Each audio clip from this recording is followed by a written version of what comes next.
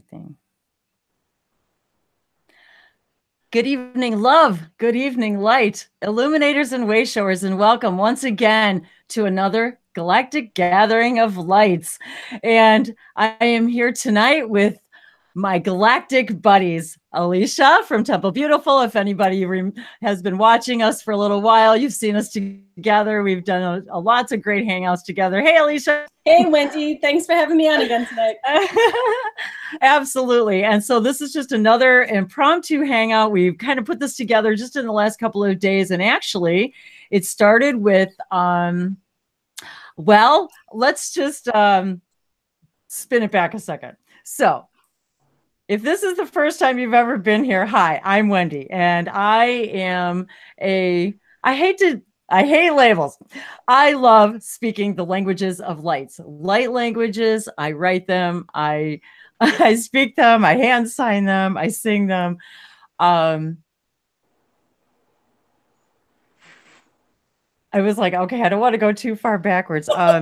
So I know I get caught up in I always have a million things to say, and I'm like, okay, just slow down. So one of the things when I started this light language channel was the fact that it was my guides had me name it literally the languages of lights. And so when the emissaries of the Light Collective came to me and we started this adventure a few years ago in making videos, one of the things I was really excited about was getting together and meeting people all over all over the galaxies.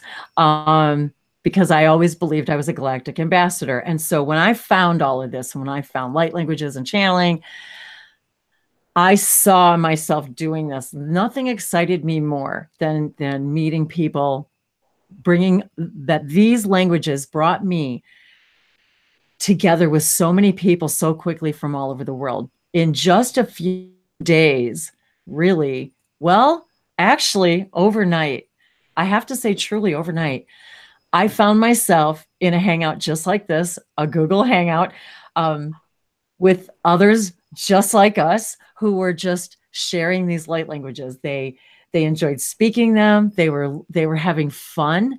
Their hearts were open. And what I noticed was, I was shocked, really. Everyone spoke English, and yet there were people represented there from all over the world. And I mean, from every continent, and I was immediately in love. I was in love. Well, I was in love with everybody. I was in love with all of this energy, what I was finding. Now, by the time I found the light languages, I had already become familiar with many of the channels out there. I was happy being an observer, actually. I was happy watching from the outside in. I was happy. I would come into the hangouts and not say a word. I would just listen and absorb. And I was so excited. I couldn't stand it. And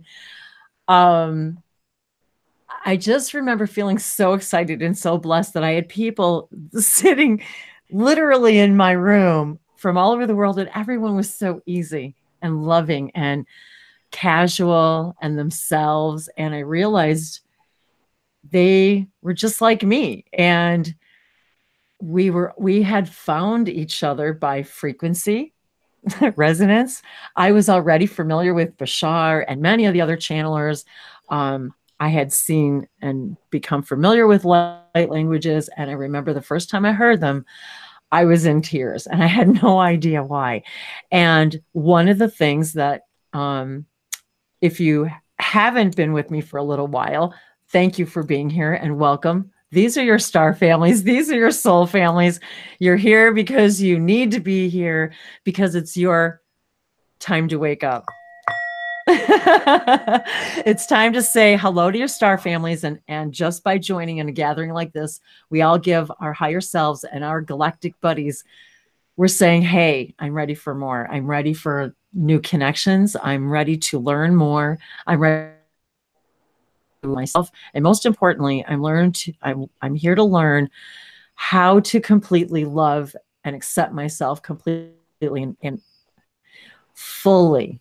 And when many of us start speaking these languages, we're like, don't know what's happening to us, not sure what's going on, feel really strange. And many of my own family members still don't know. And that's okay, because, you know, we come to different, we find each other from all different avenues, if you will. So, and that's how Alicia and I found each other too, because we were in these hangouts together, and one thing led to another, and she was speaking light languages too, although I found out she had already been speaking them, but we just felt this connection. And since that time, and when a couple years after I started speaking them, well, it was about a year, I think, after I started speaking them, I started this channel as the emissaries of the Light Collective came and said, it's time. And had a beautiful conversation out in the woods. And one of the things that I know illuminated me were symbols. And so I would be remiss by saying, hello, happy October, 10/1/2018, 10/1/11 energy, 11/11 portal. Woohoo! Everyone knows how much I love 11. My birth path number is 11. It's the master vibration number.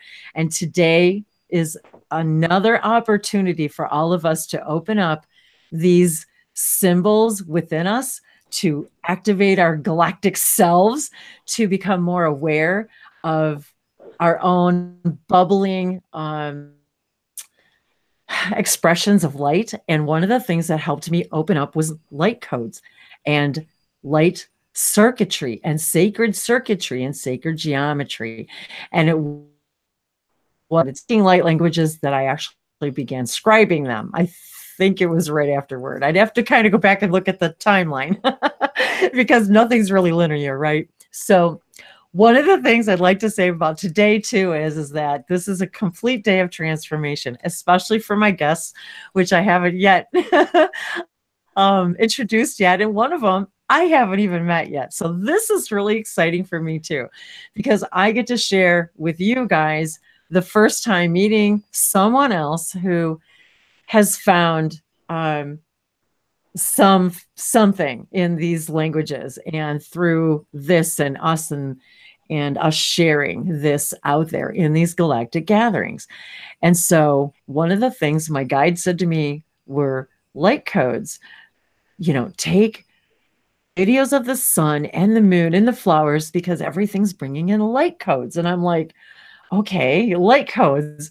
Well, that makes sense. You know, the sun, I've always believed I was connected to the sun, and that it brings, of course, it feeds us energy and feeds the earth. And I've somehow I always really felt some other, maybe out of the ordinary connection to the sun, and being outdoors and being in nature. But one of the things was, they said, no, there's information that comes through the sunlight, and it's changing as your earth raises its vibration and your collective consciousness raises its vibration.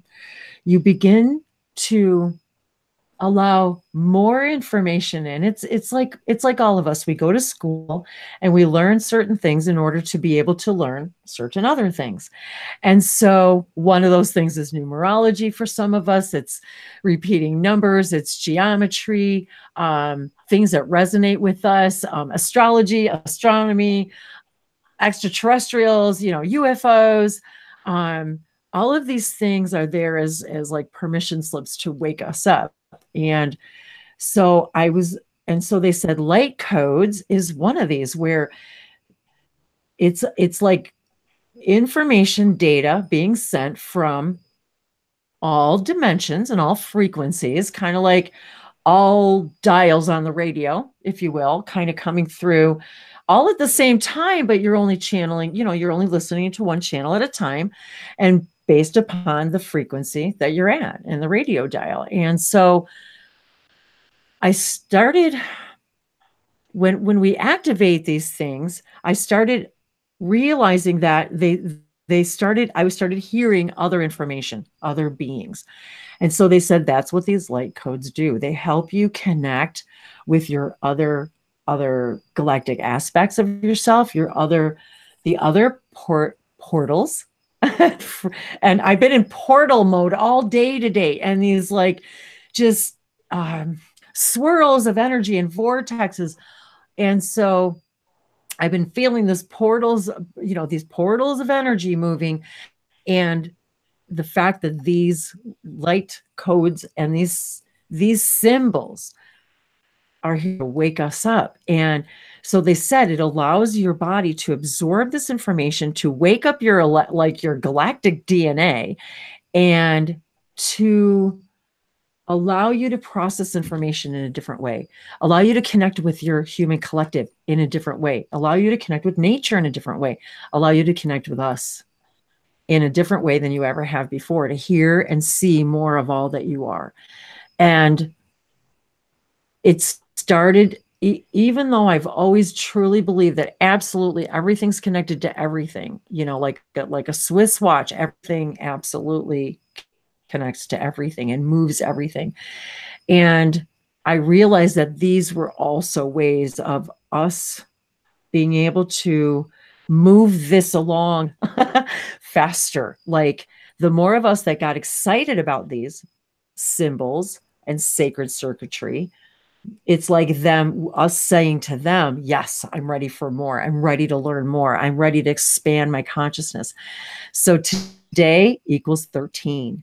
And the sacred Syrian circuit, these are the sacred circuits. If you're new to my channel, these were brought through Bashar, through Daryl Anka, channeling Bashar from the Shikani race, the Sasani race, of which I'm extremely connected, and have been channeling their energy for probably the moment I saw Bashar.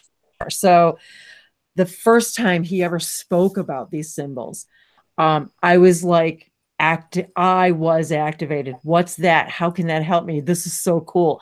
And he introduced 15 of them. And number 13 is transform. Today's date equals transform. So one of the things that I really believed when I started this channel was to help other people transform in finding who they are, more of who they are, just like I was finding more of who I was, sharing these languages, helping other people activate the language, because if they are interested in speaking them, because that's how it happened with me, that with us sharing them and having conversations, and we were literally laughing in languages and crying in languages, and we didn't know what we were saying, but we knew something miraculous was happening inside of us.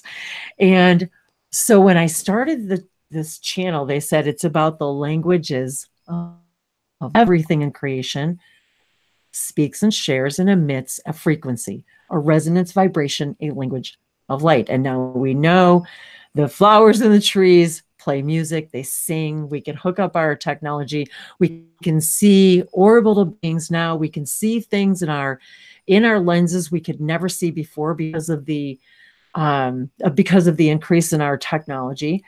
And more as we share this with each other through this collective consciousness, internet collective consciousness, we activate each other. And now, even just in the last 3 years, I've seen a flood of new people speaking languages, writing languages. Look at us. We've got, groups all over Facebook of people who are sharing these galactic glyphs, these scripts, these, I have literally tablets and tablets and volumes of them. And hey, Paula, Paula even suggested, I start a book and put them all together. And that's there because it's like I want to put them all together so people can experience this and see what it does for them. And so one of the things I really loved doing, really wanted to do with this channel was do this.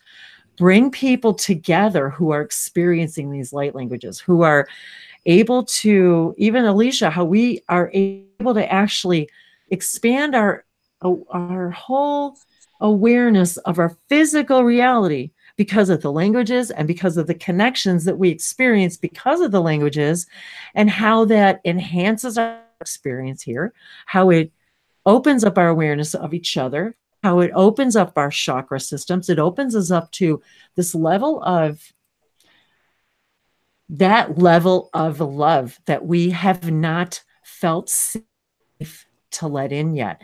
That's what I experienced in that group the first day, was a level of love I had absolutely never experienced before. And I honestly didn't know how to handle it. It was like so emotional. I was alone. I mean, I was alone in the fact that I had all of this out there all over the world, but in my own immediate life, I had no one. No one knew. Not my partner, not my children. My children are grown. I'm retired, and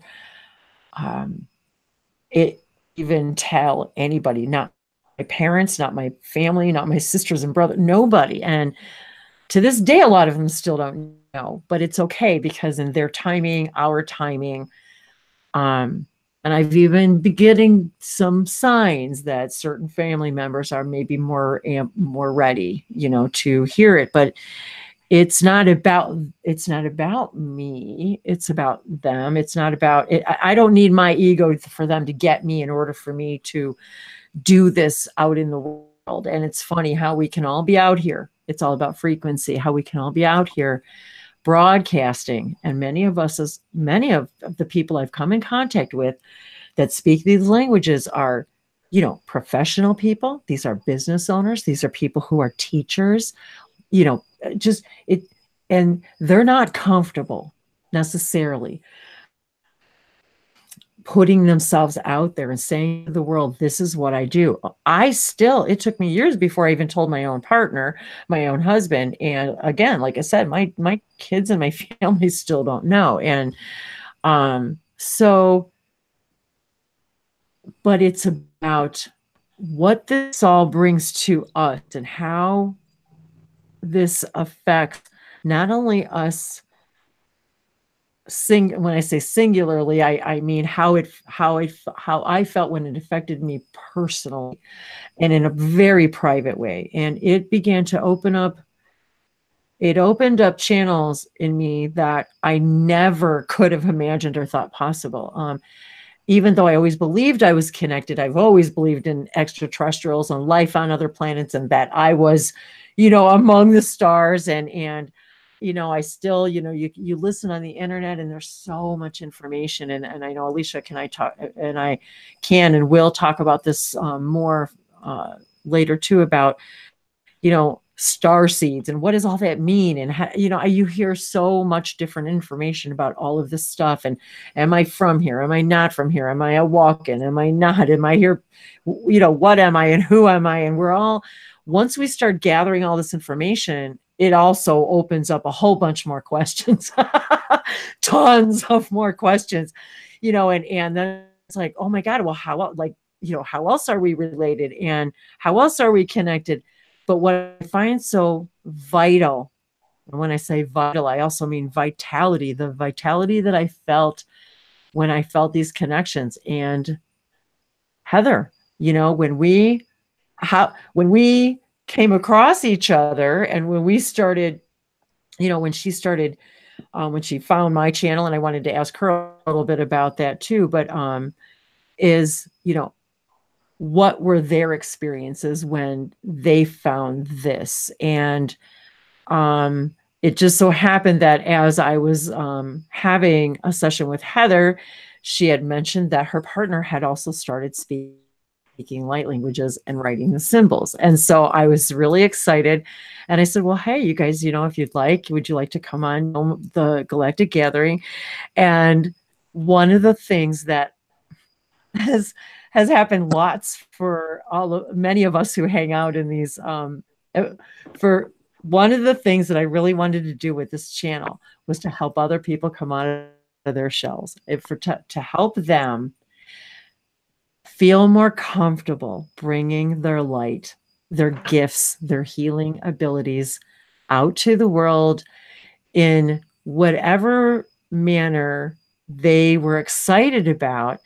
And even Heather said, this is really big for me because this is a big deal for a lot of people. And I know I've experienced it, and I appreciate how big deal this is. So this is transformational today, because, this is the first time for Heather to really come out on, in YouTube, and I haven't yet even got to say hi, barely a hi, to her partner, boyfriend, Dustin, who started speaking languages, and I felt right away that I really wanted to open this up. So that's kind of how all of this melded today. And, hey, Alicia, this is what I want to do. It's the 1111 portal. And she's like, heck yeah, let's do this. So that's really how this all came about. So I wanted to, well, first of all, I wanted to give a brief galactic blessing and thank everyone here for being together in this galactic gathering, whether you're watching it now, whether you're watching it at another time, for there really is no time. Everything is now, and all of our guides are here together. All of our galactic and angelic guides. The emissaries of the Light Collective represent all frequencies that allow us to interact and exchange this data, these light codes with each other. This information is light codes. Light languages are light codes. These scripts and symbols and galactic glyphs, systemic writing.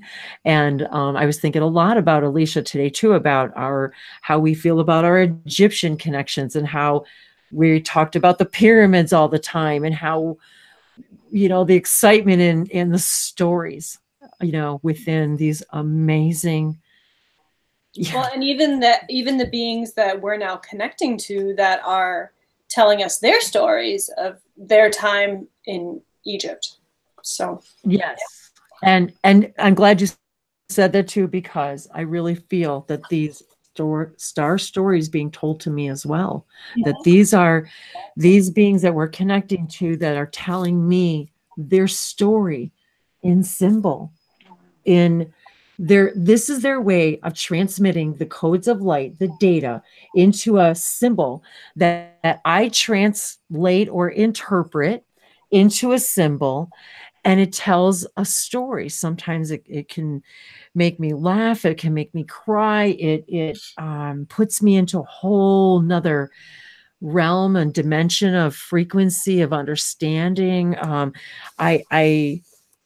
I can't even really explain sometimes how I feel, what I see. Sometimes they'll tell me, and many people ask me, do you know what it's saying? Do you know where they're from? Sometimes yes, and sometimes no. Sometimes I get a feeling.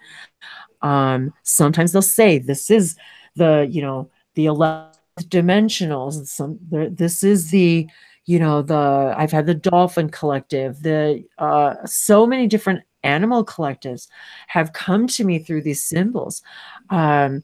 Syrian, Pleiadian, Lyrian, there's so many different, it's interesting too. I wanted to say there was a really interesting synchronicity that happened that with Jim channeling Jim Charles from Human Colony, and he was there was a group of beings, very high dimensional beings, and they actually are like snails. They're a snail collective, and it's one of the L. I'm going to have to look it up and look up one of the L groups. One of the L groups, and but I never like, you don't until he said that. It was like that didn't really, click with me. But then all of a sudden, I started realizing I have snails all over the place here. They're all over the property. I collect their shells. They climb up the house. I was like, okay, wow. The sacred geometry. Think about the sacred geometry in a snail. The sacred geometry is in everything. And so today it really was for me about this 1111 vortex. And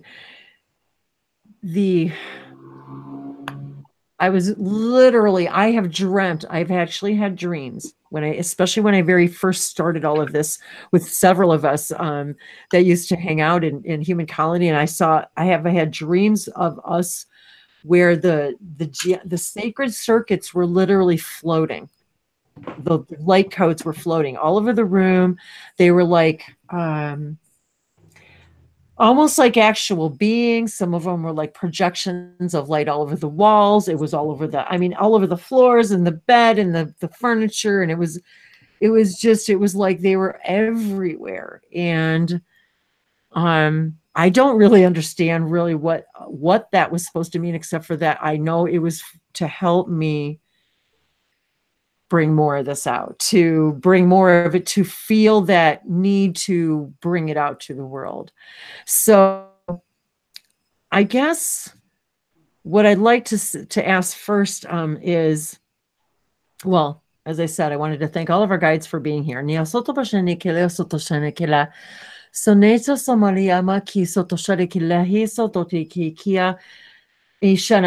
to thank them for helping us to understand this more thoroughly by the information that we receive through these light codes, and to understand really what light codes actually do for us, how they help us, how they heal us. So I wanted to ask Alicia really quick what your, I guess, idea, understanding, opinion, experience of what this actually is, these light codes, these symbols, these circuitry, the glyphs, and why, how and why did Sirius bring these to us? Why did Bashar bring these to us? And why was I so excited when I saw them? Well, I want to do a blessing first, and then I'll answer your question. Mostota ya todo moshata takanata ashata bushukuta tiata polala hanata nasiato ko no shukiata namasio nomiata wahanatia boloshana tiatara tu bono tiataka isati tu homa tiata bolania tiata. Namaste. Namaste. Namaste. Kira says namaste too. All right. All right. Okay.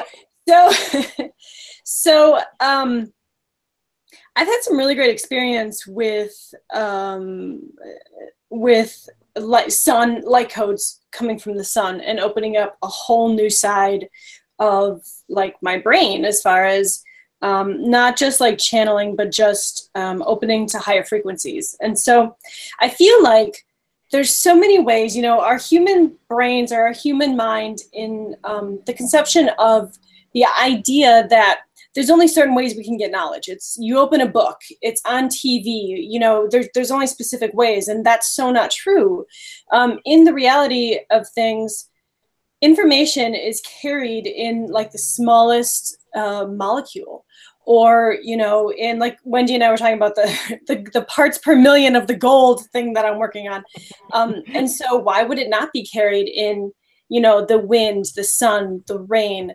Why would we not have these wonderful packets of information for us? And I think that it's just another way to help guide us, to help educate us, but also they're there, like we talked about our packages. They're there, and when the time is right, they will be opened. And the sun being fire and light, and I can just those codes that come from like the Ra perspective or the Aten perspective are just so powerful to me. Yeah, and I was just thinking about this experience that a friend of mine and I had at the same time, where we were just speaking, and he said something to the effect of, I just had this vision where I was trying to have you look at the sun, and you were taking my hands and you were shielding your eyes with it because it was just so bright. But it was a massive light code upgrade for you. And after that, I went through like upgrade symptoms and stuff, but yeah, it was just simply amazing. And that was just in a vision that we both shared of, a fractal of me on another plane, doing this. But I will say that's happened to me too, where I've actually had that connecting to the sun or the moon. And I've literally cried because they said that you are receiving new information, new downloads. You are actually being like upgraded or and it's as if I can feel, and that gets into a whole nother thing, which I was going to say a little bit about the hybrid DNA stuff, but it's kind of like, you know, when we receive these, or what do you want to call that? Those, I don't want to, what's a good word for them? When we receive these DNA, well, when we ask, for example, for more galactic DNA, say of a particular race, there's this integration period that happens. And then there is this, as Alicia said, and I love how, because it's like, but only certain parts of it are to wake up or to be unwrapped at a particular time. It's just, that's exactly the way it is. And it's only as it's like, okay, let's gauge your expansion and let's see how you handle it. And then we'll go from there. It's just like how modern medicine works, right? Modern medicine. But, you know, it's all about trial and error and experimentation, isn't it? Like, here, let's give you a little bit of this drug and see how you work. And if it doesn't work, we'll try something. I think the beauty of free will here, you know, we come in with all these big plans, and then we have that choice to like keep working on our path and recognizing our signs that we're given and things like that, or we can just ignore it. So that's why the packages are there, and they may not be opened right away because we have to kind of get to a certain point. But I was thinking, I find it interesting how modern science talks about needing to be in the sun to get your vitamin D. Well, if we actually looked at vitamin D a little bit more, it would be interesting to see what is all packed in vitamin D that is so. Oh, that's it. Right. That was divine guidance right there. Let me tell you. Exactly. So see how you guys see how many layers this is what light languages are. They're very multidimensional, multilingual. And when I say multilingual, it's not just speaking a bunch of different galactic languages. When I say multilingual, they mean you're actually listening to lots of different languages, different levels of kinds of information. Right. And that's a very, very good example of being unpacked in so many ways that sometimes you just can't even wrap your brain around it, because how it's unpacked for one person may not work for how it's unpacked for another person. So we got our chimes going here, guys. So did you see my note to you, Wendy? And so I pulled a card from the Mayan deck. Oh, okay. It was on page 227, which equals 11.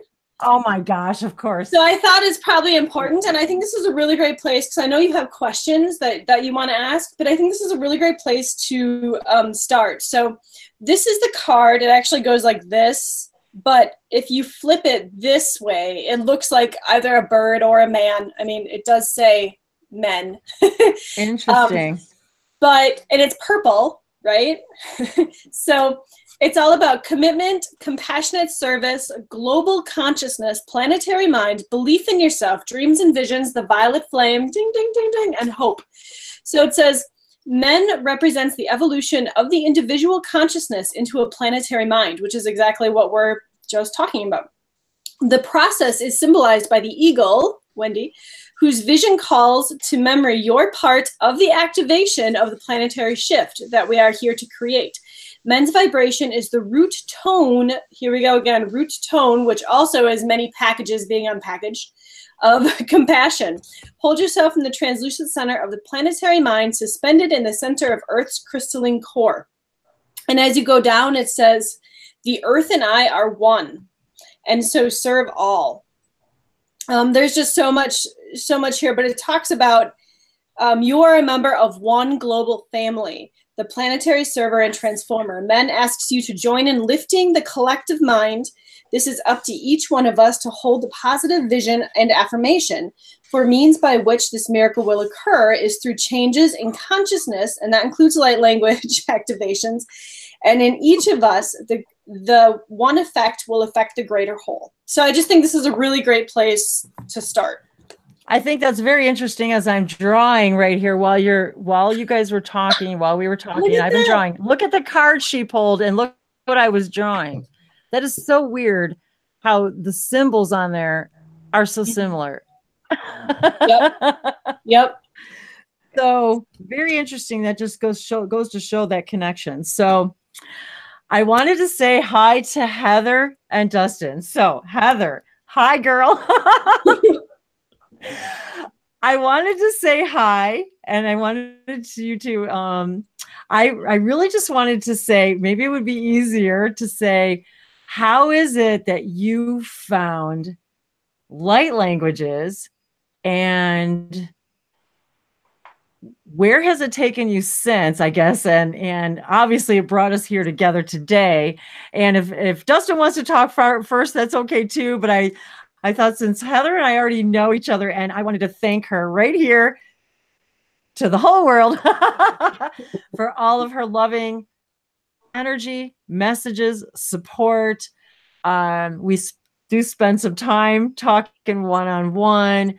We've had the pleasure of having some one-on-one time together and some hangouts together. So I just want to thank you for all of your support. And this is what this is all about. When I meet you guys, and then we get to do this, and we finally get to meet each other, and in hangouts like this, and hopefully in person. But honestly, I feel like I have already met Alicia in person, even though I never have. I really feel like I have. Well, on other vibratory absolutely of our fractals and our semi going on life experiences, I'm sure we have. I know that. We know that for a fact. We know that we have in our past experiences, which really is not really past. So it's all good. So yeah, so if you want to say hi, Heather, and maybe just kind of say, hi, how did you get into all this? And I did want to say too that we're all healers here. Everybody in this room, this is healing energy, and we're teachers of teachers. Heather is a healer. Dustin is a healer. Everything that we do when we say heal is helping other people raise their vibration to that perfect state of health.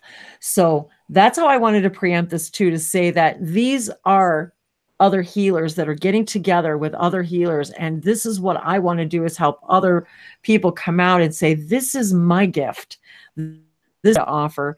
And so that's why I do this. So anyway, I'll let you talk now, Heather. I have no idea how I found you. It was back in the end of 2015. I guess it was like right when you first started your videos, very close to where you began. And I don't know how I stumbled upon it. It was no accident.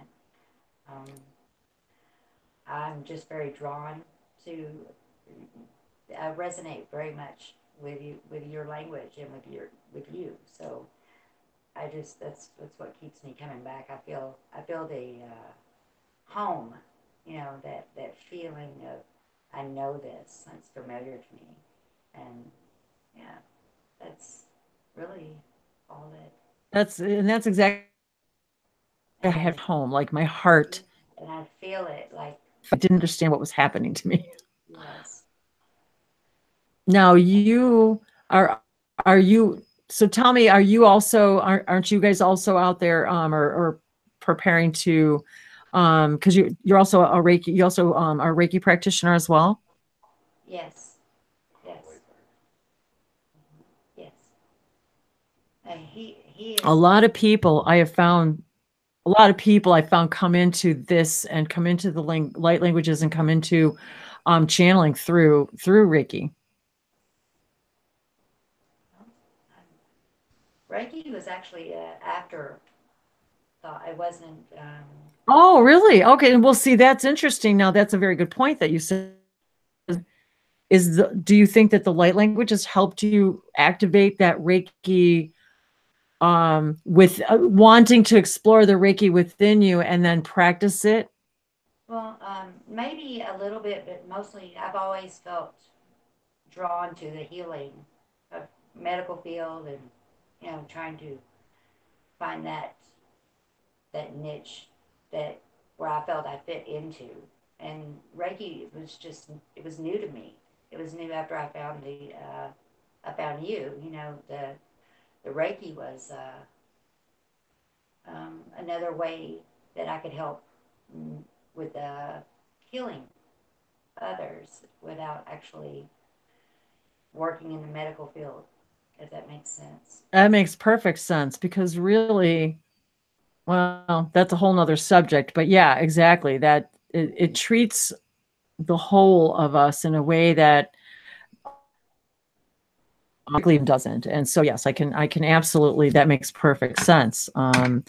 Because actually, that's how I feel. I feel I've always been like a channel and a healer and a guide. I feel like I actually feel, well, I already know I am a conscious channel. It's like there are times when most of the time, I mean, I know that I'm just receiving and speaking, you know, without actually having to go to, you know, that complete trance state, you know.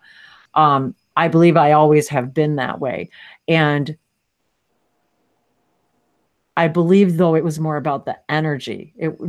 It's like, and well, although I have to say, I really wasn't even sure where all that information was coming from. You know, because I was just a kid. But that's interesting, though, that a lot of people either, you know what? The same thing happened to me. I just realized that. The same thing happened to me. I had already started speaking languages before I even became interested in Reiki. As a matter of fact, I didn't even know what Reiki was. And I was in the medical, I was trying to get out of, I was trying to heal myself physically and trying to get out of the medicine and all of that, because I had been in that for 10 years. And I remember going to physical therapy one day, and they said, well, we do Reiki also. And I was like, well, what's Reiki? And I really didn't know, but I realized that was the seed. It was being planted for me at that time when I was going through actual physical therapy. And I realized that now that was them telling me to, and so it wasn't until actually after I found Jim and Max and Human Colony and Light Languages that I even understood what Reiki was, because then I found out that that's how they met. And it was during a Reiki session that Max was performing on Jim that Jim started channeling for the very first time. And that's how Human Colony was born. And it was that I came in. So, and that was not too long before I started the channel, because it was a few years, but I started speaking languages in August, I think it was, of 2014. And I made my first light language video in January of 2015.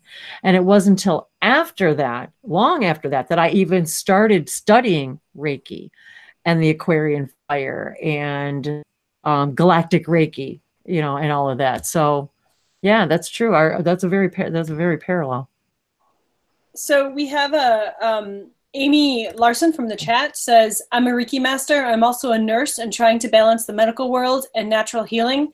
My light language came through about a year ago or so. So it was after I was doing Reiki. Awesome. Oh yeah. Oh, that's awesome, yeah, Amy. Cool. Thank you for and she also says that she remembers, see, now this would be really fun. She remembers a lot of her past lives and Egypt past lives. I know. That's what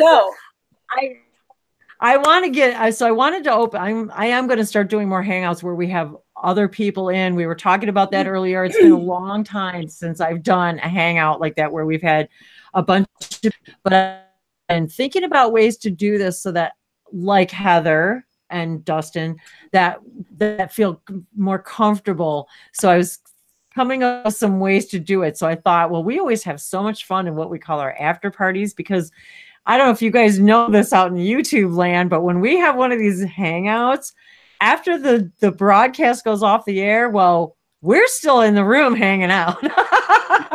So we have a lot of fun together after the hangouts too, because, you know, lights, camera are off. We can be even more relaxed, even more, you know, authentic, if you will. Although I'm just me. This is how I am all the time. So there is no in between, I don't think, with me, but then again, there's that side of me that I put on for the people who don't know me and my family. And so, yeah, there's always, so the reason we were talking about it earlier, and I said, well, maybe it would be cool like this.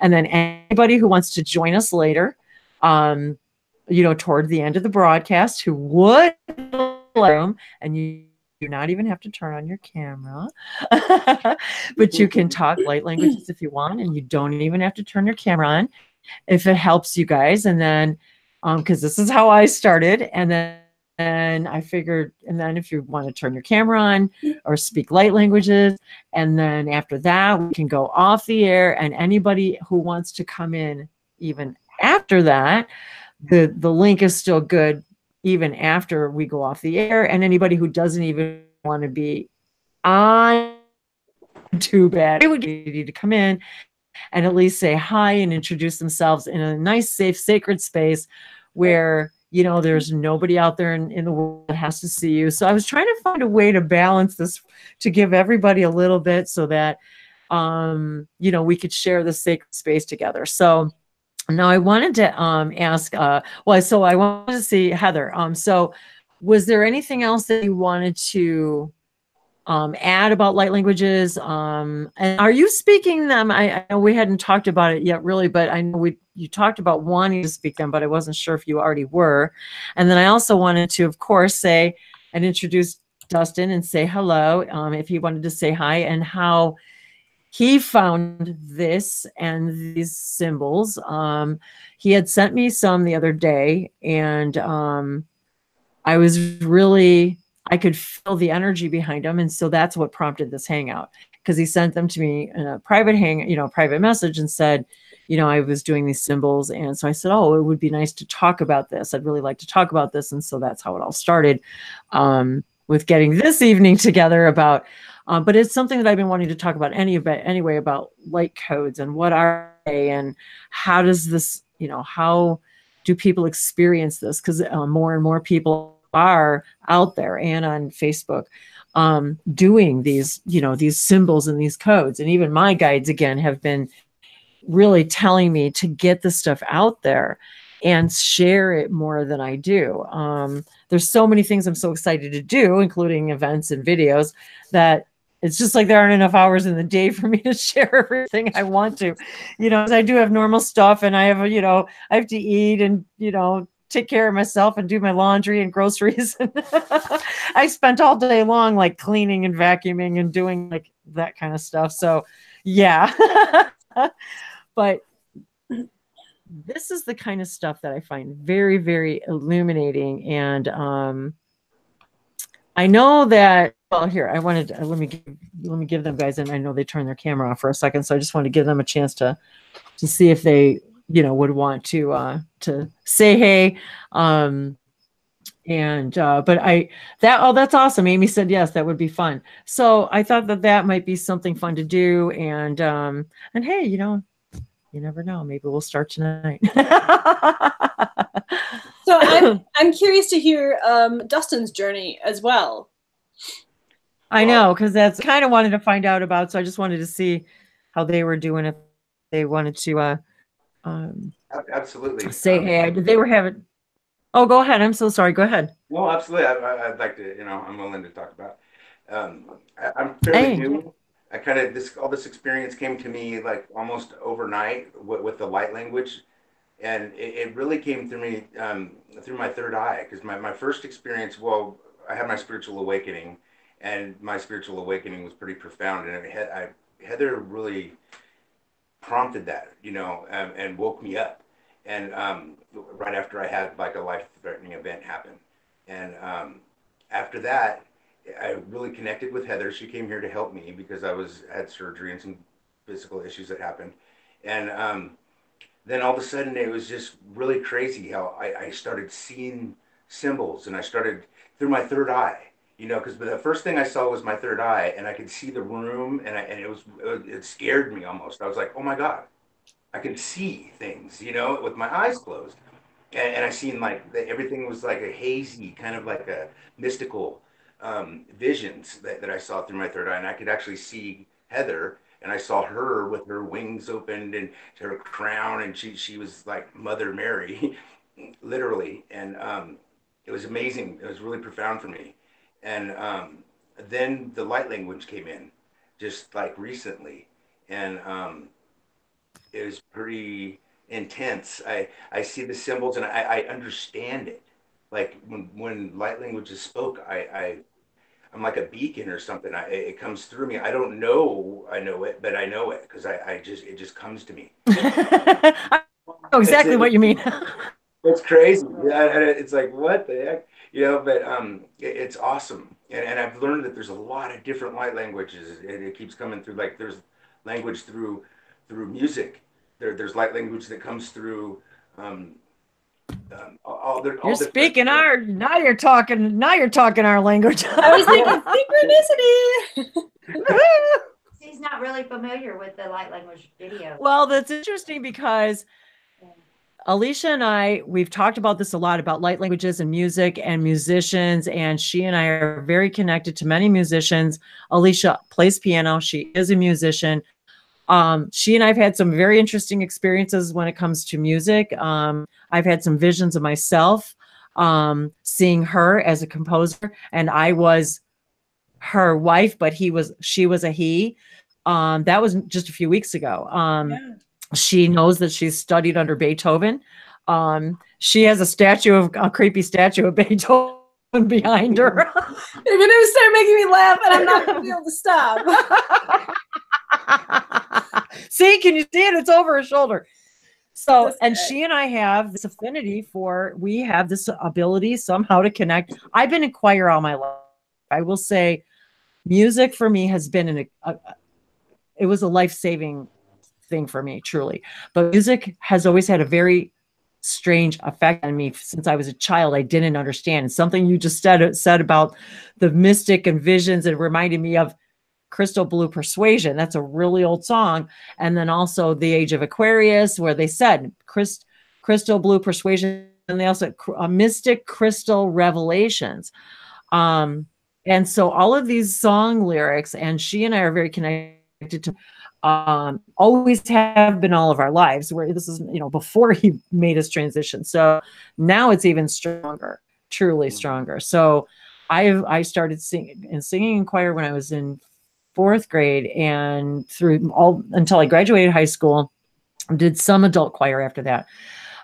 So music to me has always been, and I've always understood. Matter of fact, when I first started this whole language thing, and I was so afraid to come out of the closet, my very first, and it's still out there somewhere on Facebook, which they cut it off. Facebook cut it off because it was called, my first page was called Harmony Synchronicity, but then they sent one of those things and said, well, that's not really your name. And so anyways, but anyway, one of my languages of lights pages is still stuck to that harmony. But so I was told one day, I am here to bring harmony. I am the essence of harmony.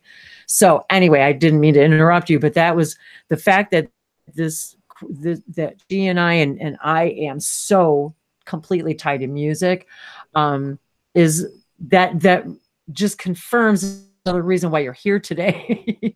And I think, and this just came into my head too. So there is no difference from the melody of the codes that music carry versus the rays of the codes that the sun carries. Like they're both vehicles for carrying codes. And that's where you look at the symbols too. Now I'm a sight reader. So I sight read, but I cannot read music to play an instrument, say for example, like Alicia can, in order to be able to play the piano.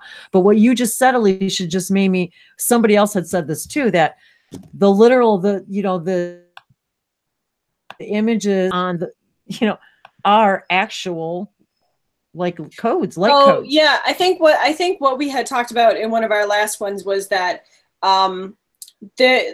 we were comparing how there's different types of vehicles. And if you look at a sheet of, this is Beethoven, when Beethoven came through and he told me this, and he said, there's different types of vehicles, but they all carry codes. So for example, the notes on a piece of music are going to carry, you know, different codes than the music being played. And so it's all about like the codes and the vibration. And whenever we did that, Wendy, it came out a lot more eloquent. But that's what I remember from that. So Dustin, I think it's very interesting that this happened all so fast for you. So did you hear the light languages in your head before you were able to speak them, or did it come all together? It came through me it all came together, but it mostly came through my third eye. I saw the symbols, and I resonated with the symbols, and I actually knew what they meant just by symbols before the speak. Yes, I got the symbols before the language. I seen the symbols like all over the room floating around, and I could see them like all these different symbols, and I didn't know what they meant or what they were. And but then as I really like meditated on them, meditating with my third eye, is when I understood them, and it was pretty profound. And then after, so the symbols hit first, and then the light language hit second.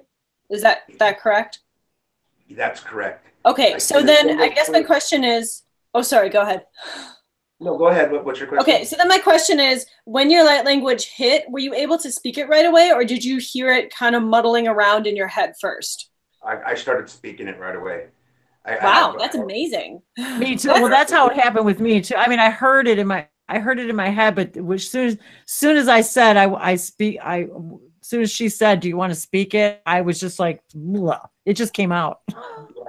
Yeah, it is, and it's amazing how when you understand somebody that's talking in light language and you understand it, and then you repeat it back to them, and they say, "Oh my God, that's exactly what I was saying," and it's amazing. It makes me feel like I don't know. It's a confirmation that I'm doing the right thing and I'm in the right place, and this is meant to happen right now. Oh, definitely. Confirmations always help, no matter how far along we are. Huge. We all need confirmation. Well, that's speaking of confirmation over and over and over. It's every time. It's like it can't be. You know, I'm right every time. It's like, wow. You know, it's pretty cool. What was really astounding for us too is when Jim would translate, he would interpret what we were saying, and I would be like in tears thinking, oh my God, is that really what I just said through the light language? Yes, did you? Oh, I was going to say, Dustin, did you keep a journal of your symbols by chance? Some of them. I've kept, like, I've tried to actually write or draw some of them. And like, well, here's some that I just did last night. Some of those are very similar. Then I wrote a whole thing about R. It's kind of hard to read. I don't know if you can read it. I have to maybe give you a snapshot, but there's the symbols that they meant of the writing that I wrote. A lot of those ones with the dots on them. That looks like a volcano. That looks like a volcano emitting codes. That one. Yeah, one of them. I have several different ones, and each and every one of these are different languages. They're symbols of different languages that I have in here. Mm-hmm. Oh, even here. That's what I mean. There's so many different ones that can come through.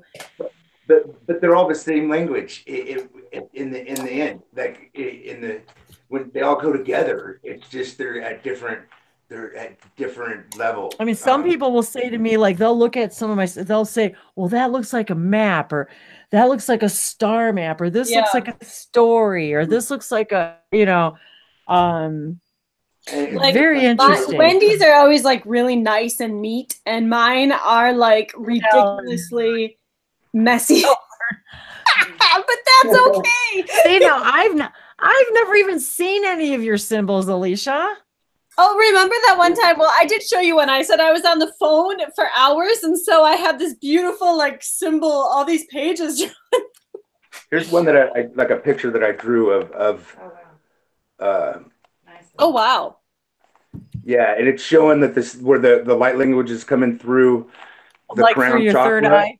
Yeah, it's coming through the crown chakra, and yes. and then as it flows down through the body and grounds into the earth. Into the earth. Yeah, that's a good photo. I mean, that's a good picture. That's great. Yeah, that's a good rendering of what happens. Of what the symbols are and stuff on here, and I wrote down on the bottom what it means. And when I was walking my dog today, I did exactly that, what you drew in that picture. I was speaking light languages, and I said I'd like to open my crown chakra and bring the languages through, and then bring them all the way through my body. And as I'm walking, put them through the earth and then wrap them. And I said all the way through the earth and wrap them back up around the earth and back up through my body. And so very interesting that you drew and shared that picture today. Yeah, and like these symbols that I have, I didn't even really think about when I wrote this thing about them. But it says, these are activation codes brought to me through light language and symbols from our soul families by our intergalactic guides, leading us to know who we are. Multidimensional, intergalactic beings of infinite light, energy, here to experience all, to experience through peace, love, and joy, to rise our vibrations, to reflect to all, for all, to come together as one. That is what we are. And that's what these symbols meant to me. He's not very familiar with he doesn't watch the video. That's a very light language. I don't know this stuff. This is I wouldn't. All like every single thing that's come through me has just been through, just like happened to you. It's been through information coming through meditation, through automatic writing. And when we see automatic writing, let's go back to what Alicia and I talked about a couple of weeks ago. That's what this is. It's not like I sit down and go, okay, I'm going to sit down and try to draw some symbols. It doesn't work that way for me. It's no. Oh, I'm being told to go get my pen, and all of a sudden they're just coming through. It's not like I'm designing them or making them. I'm receiving them, and I'm not even sure. For example, like, okay, this to me, as I'm looking at it, I'm receiving the information, is like a whole story just in one symbol. So yeah. When somebody says to me, well, what does it mean? Well, what star system is it? Well, who is that? Well, on this page alone could be, 6 or 8 different star systems and a bunch of different messages from several who just happened to connect with me in that moment that I made this. And I know I'm so bad. I know, Alicia. Here's some music. I know. See, some of mine are. Some people have these amazing, glyphs, and sometimes they just come through as bizarre little music notes, and then I have a whole little paragraph written in a light language. And here's my little pyramid taken off. Oh, can you see that? My little pyramid taken off. So yeah, I have so many like that. And I do feel like I really should put them all in a book, because really now I've probably got, I don't know, maybe hundreds of pages or something. So, but this is why I want to encourage all of us to get out there and to just share this. And you know what? But again, it's not even about sharing it, you guys. The fact that, Dustin, that you're even writing them is change multiverse. The fact that you and I could put these away in a vault and for nobody to ever see them again, and they would still change the universe just because they exist and they didn't exist before. Yeah, it's that simple. Yeah, so we have a Christine from the chat says, I found my people. This is wonderful, filled, and joyous. Hi, Gracie. You have found your tribe. Welcome. Yeah, baby. We're here. We're here. So I want to ask you, Dustin. Okay. So now, were you already watching other people's light language videos? When did you come into seeing other people speaking them and stuff? I never seen light language or anybody speak it or anything prior to me seeing them. It really, what happened, we went to Mount Shasta, me and Heather, we went on a trip to Mount Shasta. And when I was oh my God, there at the I'm hotel, so glad you mentioned that.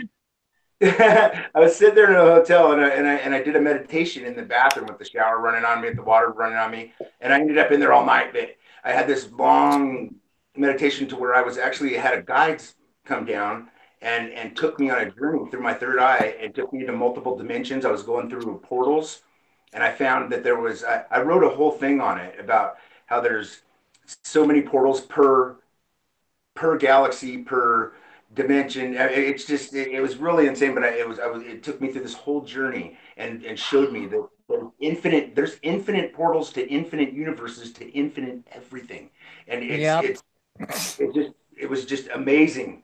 I came out of there all like I felt like I was drunk or something afterwards. See, I like you, Dustin. You think like I do. Yes, this is great. That's the kind of shit that goes on in my head in the shower. And I have to say that I mean, I'm a little blown away right now, because I've talked to a lot of people with like their awakenings and their light languages and their symbols, because I'm just always curious I'd love to hear people's stories and see where they've come from. But there's very few people that I have heard from that are like you in the fact that they had this massive awakening, and it just seems from there like they're just like you're going on all these adventures and like what these symbols like you're already translating everything and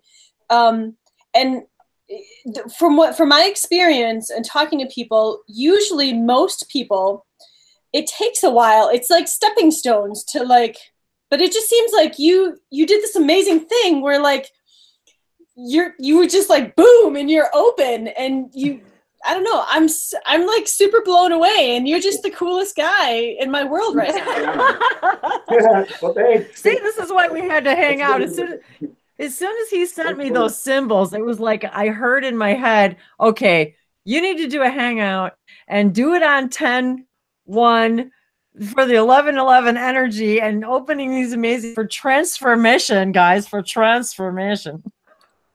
This is awesome. I really appreciate you. Would you like to share some of your verbal languages? I mean, you don't have to, but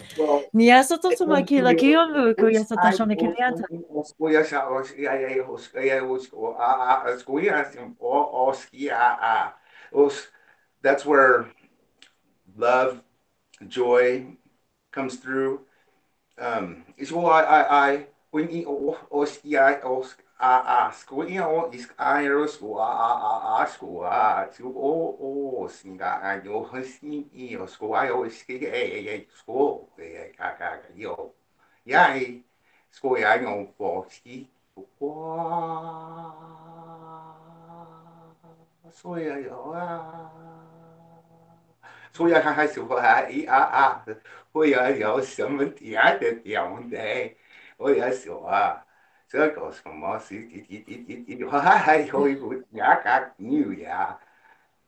That's a little bit. Oh, that was so fun and joyful and loving and playful. That's beautiful. That was wonderful. That was wonderful. So, okay. And I'm just like shooting off the cuff here. Like this is just all random stuff that came to me while you were talking. So I don't know, Wendy, you may want to jump in. But what I heard for people who like to have definition for like learning about the light languages and the galactic languages, I heard a little bit of Palladian and a little bit of Arcturian mixed together. Right on the money. Okay, so this makes sense then, because Dustin, before when we just started this, there was a being behind you, and I didn't know, like I all I could see was like a shadow or like a energy signature, and I said, so who are you behind Dustin? And he goes, I'm Arcturian. I was like, oh, okay, awesome. So now that's awesome. That's really weird, you guys, because all right, so yesterday I did a video which I have not yet posted. It's out there, but I haven't publicized it yet. And a lot of times when I do a video, I'm not always sure until I go to listen to it. Sometimes I know at the time, just do it. And then I listen to it when I upload it to hear whatever information I'm supposed to put in there about who it is, what's the message about, what's it for. Sometimes I know ahead of time the theme, but anyway, so, oops. And so I'm doing this. It's a solar plexus chakra kind of opening thing. And so here you go, guys. When I post it, y'all know which one it is. And they said this, and there were others, but they specifically said this is the Arcturian High Council. These messages are coming through from the Arcturians. These are high dimensional healing frequential activations. They are to illuminate your inner light even further. I mean, it just went on and on and on. I mean, I can't even put in the description everything that they say. Synchronicity. Not last night because I was way too tired, but the night before I did some automatic writing and they signed it. This is the Arcturian Palladian Council. I think it was even the high Arcturian Palladian Council. So, and of course they were talking about like pillars of light and like, you know, but here talking about like the sun rays, the sun codes, talking about symbolism, and talking about celebration for this wonderful day. This card pretty much, Jophiel, so you can kind of see it, see all the glyphs. And then it says celebration and even all the codes around the I love card. That. I love how, yes, I love that. Oh and we have the fireworks, awesome. Which, you know, I mean, they're fire. Celebration, guys. Celebration. 11/11. And Grace says, amazing. Grace says, I was singing through the woods in light language today. Good. She was not quiet about it. She says, and I was not quiet about it either. That's good. Wow, so that's so amazing. Sorry, guys. I've been talking a lot lately. And I've been cleaning up a lot of dust the last few days. You'll have to pardon me. So, okay, so Dustin, I have another question here. Okay, so you had, I don't know, I could ask questions all night long. I love asking questions. My teachers hated me for it. But yeah, my teachers did not like me either. Okay, so you had like some health stuff and some surgery and like you were recouping, right? Does that? Well, actually, it's what happened. What I've been awakening. I've had an awakening several times, but I never really got it. You know, I wasn't ready, I guess. Yeah. But this last one was, all of a sudden I just started bleeding out of my nose, right? And blood kept coming out of my nose and it wouldn't stop. And so I ended up going to the hospital because I wouldn't stop. When I got to the hospital, I started projectile vomiting. I lost all the blood in my body, and they had the pastor there, and I was supposed to die. And but they took my blood count, and my blood count was fine. And they couldn't figure it out. They could not figure out where the blood came from. They never found it out. They put cameras in me. They found all these things, and I found out. My mom kind of informed me a little bit that it was world blood, which means it was my galactic family that was giving me. They purged me, completely purged all my blood out of my body for me to awaken this time and get it this time, because it's time for me to wake up and because I'm here for something and something profound. And then Heather showed up like the day I got out of the hospital, like crazy. The synchronicity was insane. Like she came right when I was pulling in the driveway of my house to coming home from the hospital. That's crazy. And that's exactly what they were telling me in my head as well. But see now, I don't know if you have had any channeling sessions with Jim or not, but I bet you if you asked her what percentage galactic DNA, I bet you have more than most humans have. Because from what they're telling me is it was not only was it a switch, but it was a switch on. Yeah. like your human DNA, not all of it, obviously, but a lot of it flipped off, and the galactic DNA went on, and that's how you were able to, with your awakening, process everything so well and so fast, and so that's, I don't know, did that make sense? I don't know if that came out the way it was in. Well, it makes a lot of sense because it's actually very similar to our experiences. I think definitely mine for sure. You guys know that she and the guys my sin she shaman Eliano Koreanto Shapikina Kiriasa Somaliana Kiriato Kiawa. Lucina Bonia the Korean Pakian Shatakiniana Napala Kokea ki sota say so motor shamaki kiaso shamiki Lisa. I was reminded about me Sotoshamaki and Kiasa Soshami Ita Shashana Take. We were talking about, you mentioned Mount Shasta because they had just gone. I remember I was talking to Heather about Mount Shasta because I think you guys went right as Will was coming back from Mount Shasta, if I remember. And our friend Will from Reiki with Will. And Mount Shasta, I was just receiving too, was also a huge, activator for you. Mi satoshone ki usono session to the kimita shona to tekina nanasa say natusha, and it's actually I'm hearing like a connection to the Telosians as well, which the beings below Mount Shasta. Mi satoshona ki kiana the kia was jamani kilesa zamenikina kariana kelokwa nanasate se janamina karia tori inasha tua. And according to Bashar, Mount Shasta is the crown chakra of the planet.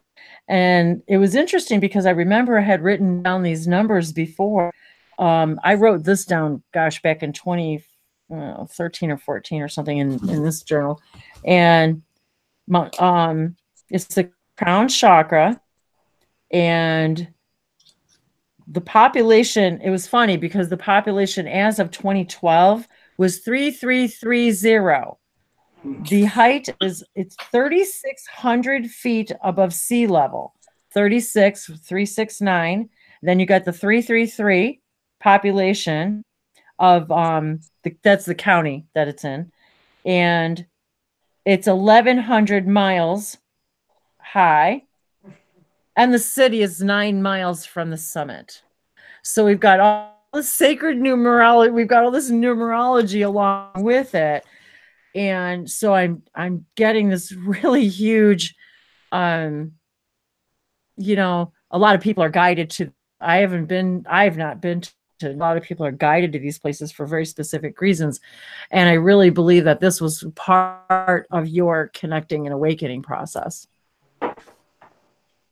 I was trying to see if those, remember that Earth Power Oracle? I wanted to see if that had a Mount Shasta in, because I was curious what it said, but I don't think it does, which is really strange. Oh. Huh. Yeah. Did you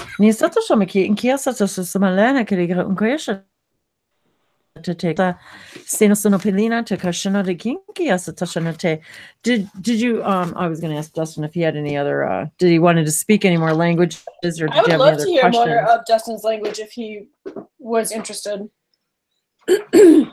Yeah, because Grace, that's right, because actually meet Will when he went out doing his mountain hopping, as she called it. Yes. Hi Will, we're talking about you again. we always seem to talk about my friend Will, Ricky with Will. We always seem to talk about him in our hangout. Ascending to 5Ds here. Hey, hello. Whoa. That is so weird too. Oh, go ahead. We had to turn the camera off because the phone was gonna die. We just put it on the charger, but I was just making sure you could hear me. Oh, yep, I can hear you good. Loud and clear. No worries, don't worry. I hear you.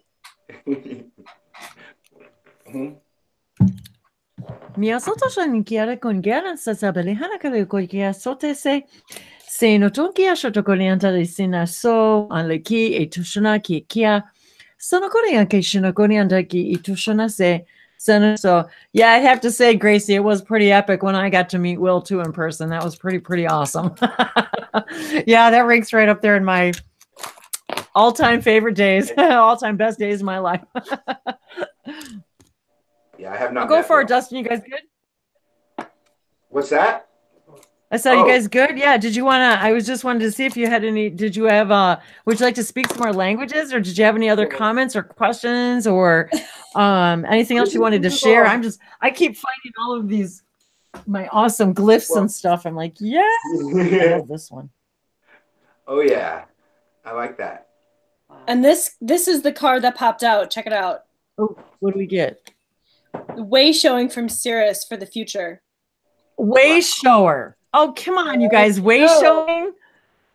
9, 10, 11, 12, 13, 14. Woohoo! 5, but almost. Still. But yeah, if you want to speak some more light language, I'd love to hear it, Dustin. Well, I suppose I think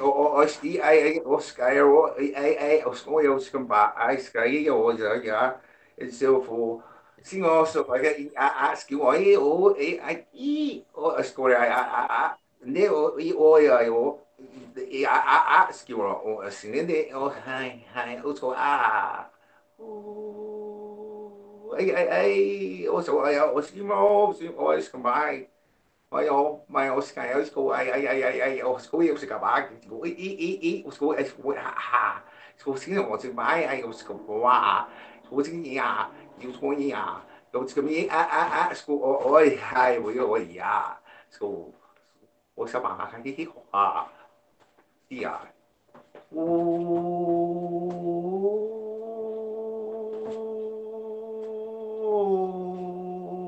这我也不知道，我这我这我你要我出去做这我出去不理哇，这个这怎么行？OK， 就哈，有点这个我是个甚至比我是的 synchronicity， 这个我是个啥 ？in the world， the world is cool。so yeah.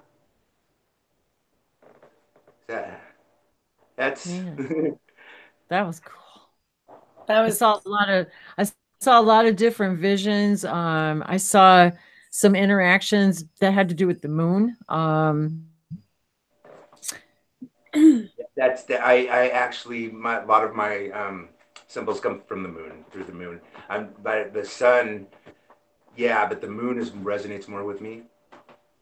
It's because, of course, it is the sun's, it is the sun's rays reflecting off the moon, but it changes the frequency. This is when it starts I start to feel all channely, because it starts to. So they show me how the sun's rays change when they hit the moon. They change the frequency, and that's for a very specific reason. And so the reflection then it beams down a different frequency as it bounces off. This is really interesting too, you guys, because I just flipped to this page that I had done. This one I did date. This was back in January of this year. This is Lemuria and Atlant. They told me Atlantia. That's what they told me, Atlantia. And that's what I wrote. So for some reason, I flipped to this Lemuria and Atlantia page. There's a lot of debating information going on in here. I have an Atlantis Oracle. So that's very interesting. If you have, do you have, there's some correlation between, the things that like you guys going to Mount Shasta, they're doing the languages, Lemuria, Atlantis. Where's my Lemurian crystal? I have a Lemurian crystal back here somewhere. Wendy. What'd you pull? This is the Atlantis Oracle. 6 Crystal Keeper, unlock the sacred secrets from the Atlantis God. Let me see what else comes out, because I think I said help me out with Wendy's glyphs. What do Wendy's glyphs mean? Strength, courage, and power. Let's see. I feel like there's more coming here. Oh, wow. What'd you get? Oh, I don't know. Ithaca. I was like, for some odd reason, I saw that picture, Wendy, and I was like, wait a minute. I think that's part of Wendy's. But look at the picture, you guys. Doesn't that look like what we would consider like an image of Atlantis or Lemuria? Oh yeah. Yes. And then, oh my golly. Nosotros mencioné que haces esa mencioné ni la coreana baron kayana na ki ko ki ashono dinina. Será na Mariana shomenega con que anto some kunta ki shonda ki kaya shono. Yeah. And here we have the guardians to serve, protect, and defend, with the crystal keepers, which are unlocking the sacred secrets. So like putting this all together, just give me a second here. That's so cool. So putting this all together, Wendy, you were born together on purpose, with strength, courage, and power to protect, serve, and defend, and unlock the sacred secrets of the crystals of the Atlantis Lemurian glyphs. Like we have a whole story right here. Oh. Oh, I love it. Oh, I wanted to say something to Michelle too. So Michelle says, hello, beautiful star sister Wendy. My skull is definitely changed and is Arcturian and shaped, and my hair is falling out. I would love to meet Will, and I live in the UK. Awesome. So Michelle. Hi, Michelle. I know Michelle. I was going to say, I've had a little bit of experience with this, and so I'll keep it really short. But if you're cool with your galactic changes, then just ignore what I'm going to say. But if you're finding it a little bit difficult, where you feel like your body is changing a little too much, and it's just becoming really hard, like you don't feel like you look quite human enough, that can be fixed.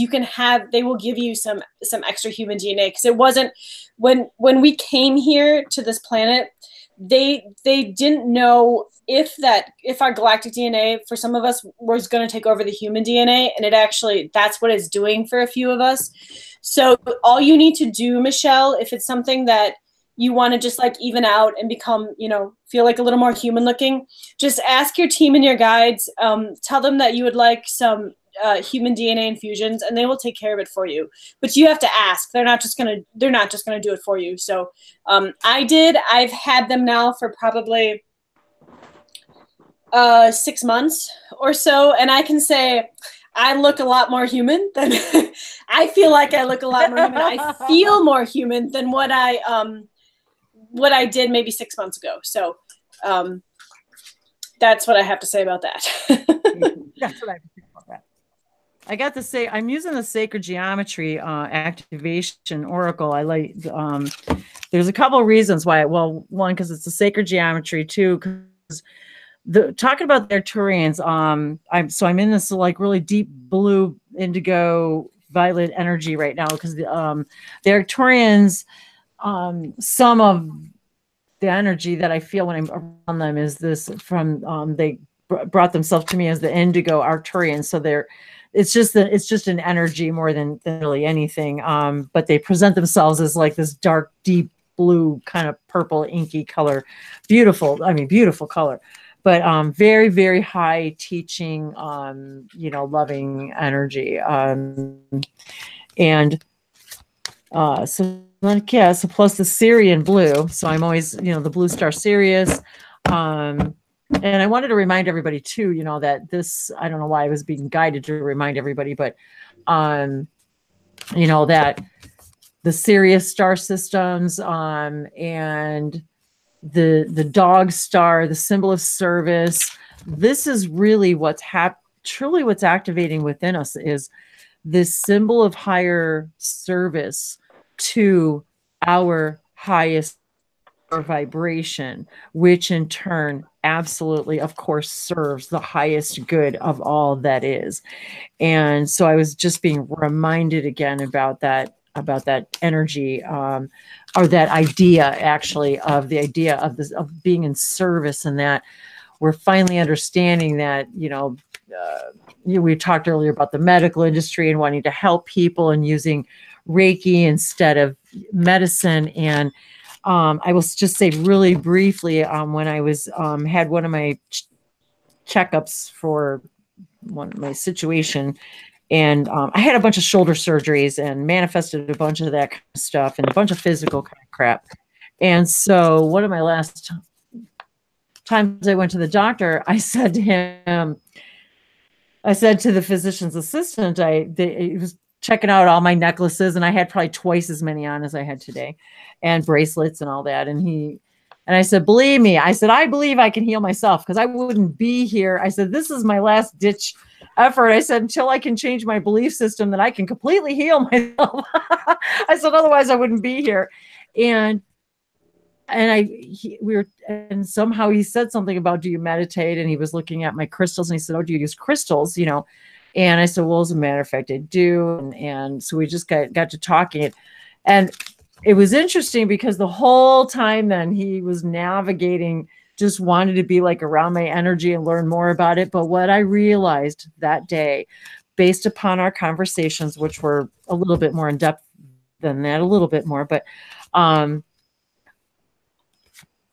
I even said to him that day something like, I believe that we need to treat ourselves complete, from body, mind, and spirit, and or soul, or something like that. I tried to keep it kind of not too metaphysical, but I knew from that moment, though, that he was going to take the way he approached his patients and medicine.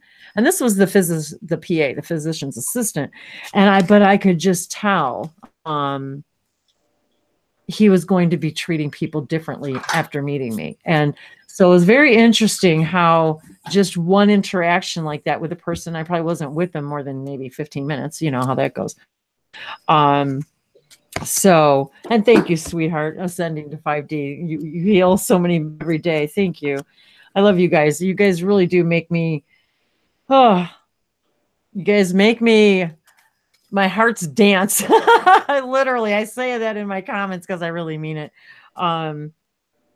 Just knowing that the feedback and the interactions that we get to have because of all this is really. Number 9, allowance. The frequency of allowance invites us to be open to whatever comes our way, without judgment, without opinion, without fear, and without resistance. When we allow, the universe becomes our partner in the wondrous dance of existence and expansion. So we were talking earlier about the 333 and the 369 energy and the Syrian energy and sacred geometry. And as we know, the number 9. The number 9, of course, is all numbers. When we add them up together, we go up to 9, and then we go back to number 1. 9 is the ending. Oops. I'll show you guys a card anyway. So number 9 is the completion, the number of complete, of wholeness, of complete health, of allowing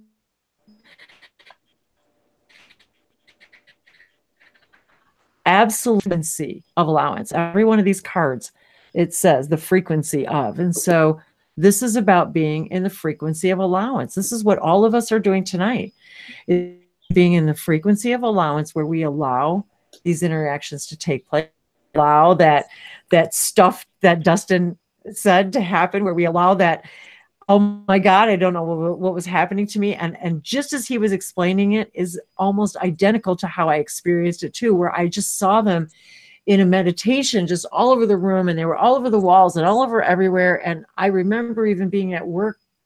This was right at the end, right before I stopped working. And I remember seeing them like all over my, what the hell's happening to me, And so the frequency of allowance invites us to open ourselves up to all of this, and to these connections, and to allowing all, each and every one of us that gets excited about any of this to allow that information to come through. I love these cards, the back of the color. I just love them.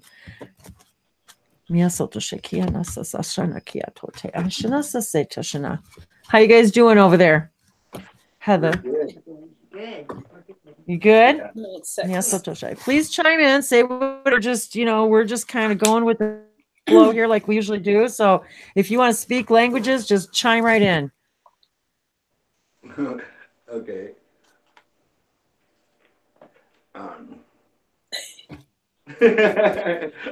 Hi, Kim. I was just saying hi.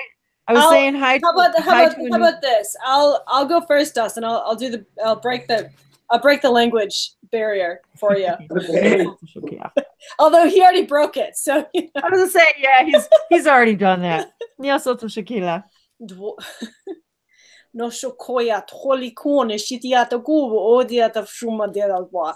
Gashika aya no kono no katono to tishakata ya kata mishikoba haya zona joja piaja nanikatiata zianata ko moshoteata kanata kanatuto yapolo ono to komata kanata kanata to lo yanatiata bu shiateta nama Masiada huno to dia pokula anata taya koto taya moshoto nasiata motiatilia kanata boshiki itiata. Namaste. Your turn. Beautiful. Wow. Also, I think I score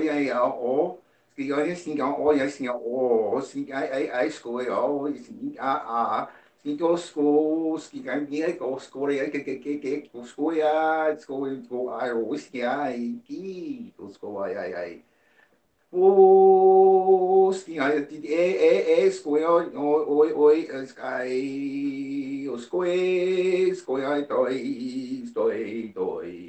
See, I saw it again, to go see if I score, yeah, the same to run since it go boss, then can't do, sing, but then ¿Cómo esté? Toko ya bakina ni asoto namaste ko kia to shamakela ko kia to na me asoto shana kia ki sono tenen kia somalaki kia shana se somo kunia galia shamala hom kalia ki kia sasote sono somo shali hamala kormale ki sasala sono taren jabala konia na malaku kia so tela ko ngeshana te ki sono sanemala manu ala kuke So shoma kelianto somara ikia so sopoloshona kekia ala sono tosa sesha selase. That's so cool because I just turned over the meadow card and it's vulnerability. And I was just feeling how cool it is that we're all kind of different flowers here in the meadow, all, kind of showing our different shiny faces and speaking our different being, here we are. And allowing ourselves to just be open. And that's one of the hardest parts about doing this, what we do, is because it's vulnerable. It makes us vulnerable to ourselves and our guides and not in a bad way, but it makes us vulnerable to the world. It says, okay, I'm willing to sound crazy or look crazy in order for you guys to know you're not crazy and we're all together. And yep, it's one where we found our family. So I see all kinds of new members of our family we got to meet today, you guys. See what happens when we have this kind of a gathering. Not only did I never met Dustin before, but I have all these people in the chat too that are new, that I haven't talked to before. So hi, everybody. Hi, Kim, and anybody else who watches this later. So I just wanted to see, yes. And Kim says, light language reminds me of Native Americans' original languages. So beautiful. And I'd like to say something about that one of the messages I received when I first started speaking them, and my guides asked me to start making the videos, was one of them was my Pleiadian guide. And it was my Pleiadian guide. And they said to me, the Native Americans that used to live here, I used to live closer.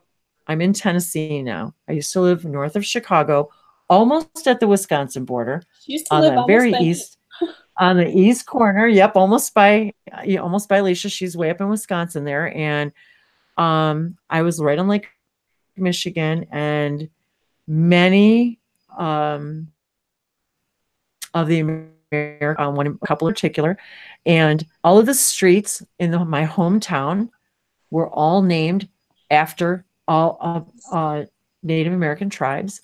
So one of the things that I saw in my visions was myself as a seer, as a shaman. I saw myself as the one where they would, come to me for guidance, and I would literally, do the meditate, go into a meditation, receive basically like we do here, going into a channeling state, bringing information for individuals, but for the collective.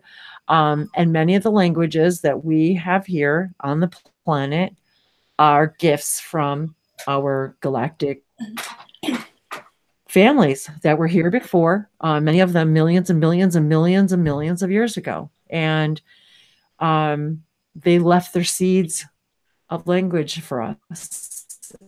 And many of they sound a lot like many of my own sound a lot like many of the ones even Alicia sound like Native Americans. Many of the chant like that. Is sing.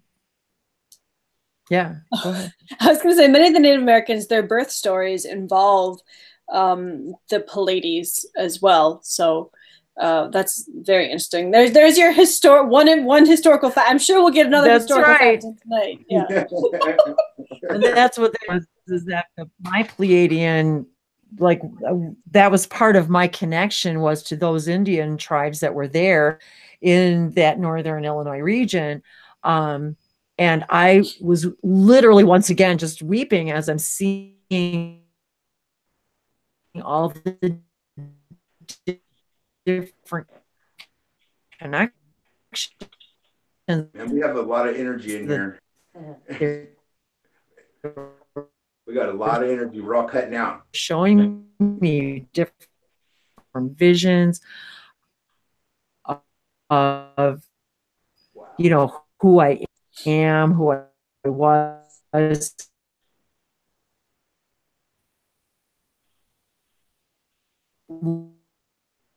Well, I'm sure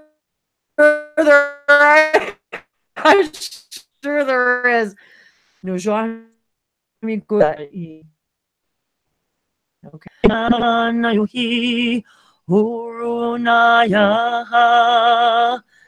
Senaya hilayanahu shona luna selakinaya. It just reminded me of a song that I did recently that I did a collaboration with for the very first time. I was so excited.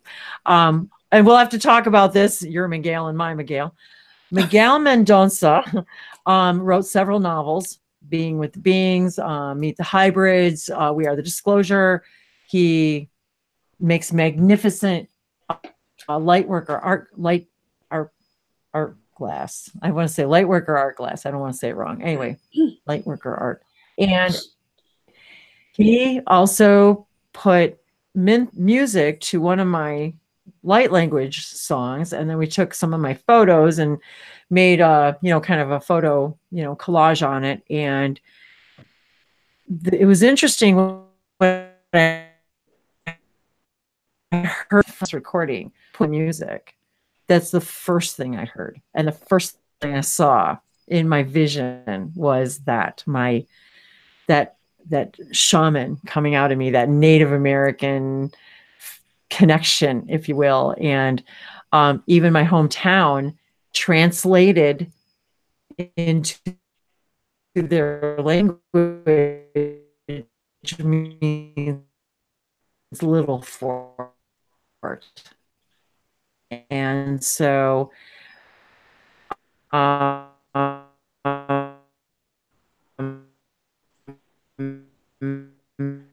was surrounded guides. Our Native American, that's not regularly the right word, but actually a woman who's young, young age. Kind of funny too. We're talking about the meadow, and I pulled the meadow card and flowers too, because they were the ones that that they knew how to talk to the stars. They knew how to talk to the earth and the elements, and they knew how to bring rain, and they knew how to speak to, and they knew that all things were connected. They knew everything was perfect harmony, and vibration, and how sound brings matter, that sound creates a material world, that it affects the material world, that it changes the material world.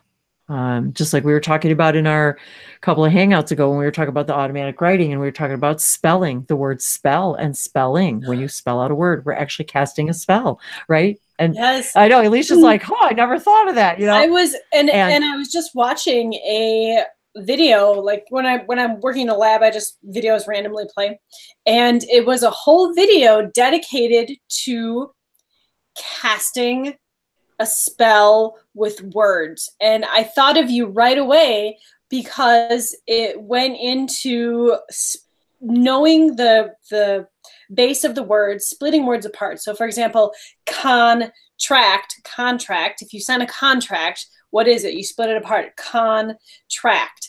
And so he was talking about how people don't realize that magic, they don't realize how prevalent magic and spells are, because the words that were comprised, the people who comprised the words did it in such a way to make each word magical. Well, words are magical anyway, but that even on TV, whatever they're saying to you, that's like a spell. It's magical. It's getting you to purchase things, to think a certain way. And so I thought of you right away. I was going to send it over, and then I got sidetracked. But, yeah. It's funny too, the back of that card, this deck is, I like how it's connected, because it shows how it's connected to the stars and the ethereal realms and the earth. And it's funny how even when you turn it upside down, it almost looks very similar. Like a sunset. So yeah, but it almost looks like the sun. And so I loved how how when they designed this card, but that's how I felt, like that eternal connection. And that's what we're all remembering, is that eternal and connection. And this is a card that I had pulled when we were speaking light languages. So this is from the Mayan deck. This, you pronounce it Menik, is how you pronounce it. And again, it's that blue. I know in chat they were talking about like Mary Magdalene blue. But yes. It talks about completion, gateway, opening, beauty, spiritual tools, divination, identification, acting as if, dance, mantra, priest, and priestesses. So it's talking about how this is like a big wave, and it's a gateway or opening of a portal from one understanding to another. The clue of the meaning of Menik is found in the meditation I Am by Thinly Veiled Design, a threshold to other dimensions. My ending is also my beginning. And I think we've talked about that a lot, but that is so important. They talk about how we need to be like the wave, the fluidity of the moving water. It's associated with the process of dancing, of beauty, and how movement is a metaphor for the ebb and flow of life. And movement is just another way to carry codes. And then also, yes, one last thing, it talked about, let's see, the number. Okay, so the number of Menik is 7, which for me, 777 has been everywhere lately. Everywhere for days and days and days. Me too. What is up with that? Whoa. Yes. I just said it. Okay, this is really weird that you just said that. And I know you're going to fit. Okay, so there was a football game on yesterday, and I just happened to glance up at the TV. 3 of the players are leading, they're leaning down at the line. 777 was all you could see of the 3 of their numbers. Oh my gosh. It was the weirdest thing. Okay, So I just looked this up because I should have it memorized by now because I've been looking it up every day, but I looked this up right before we went on. And so this is what it says. The angel number 777 reminds us that we are here at this time to spiritually evolve. And you do this by expressing the highest and best of yourself and embracing your unique qualities, whichever they may be. To be of service to others in both big and small ways. To recognize and acknowledge the highest and best parts of yourself and use your talents and traits to bring love, light, and healing into your own life. The 777 indicates that you have listened to divine guidance and you are now putting that wisdom to work in your life, and that the time has come to reap the rewards of your hard work and your efforts. You are being commended by the angels as your successes are inspiring, helping, and teaching others by example. Knowing that your wishes are coming to fruition in your life as a direct result of your positive efforts and attitude towards your life, you can expect many more miracles to occur for you, both large and small. So how cool is that? And then here it says, from Monique, the number 7, the symbol of mystic power. As you accept your mystic power, you'll be taken through the gateway into the mysteries of your essence, which I feel like Dustin, with his awakening and his languages, you know, and even Heather, like that's all just started. It's amazing. They're having so many awesome experiences. So it also talks about the mystic columns and the last notes of an octave. The last notes of an octave are all about growth. You walk in the 7 steps of the pyramid and you open your lotus to the world. And I'm like, wow, did that just combine everything we've talked about for the last like 3 weeks? I was just going to say that the blossoming of the flower and I mean, everything you said is absolutely everything. Yes, you're right. Oh. That's really funny too. Today's equals 13, so which equals 4. So what do I pull? Card number 31. Which equals 4. 4. Embrace change. I move easily and confidently through the changes in my life. And look, stair steps. It's the stairs of the steps. Oh my God. And the moon. That's so great. That is so awesome. See, I just love how all of this comes together. You know?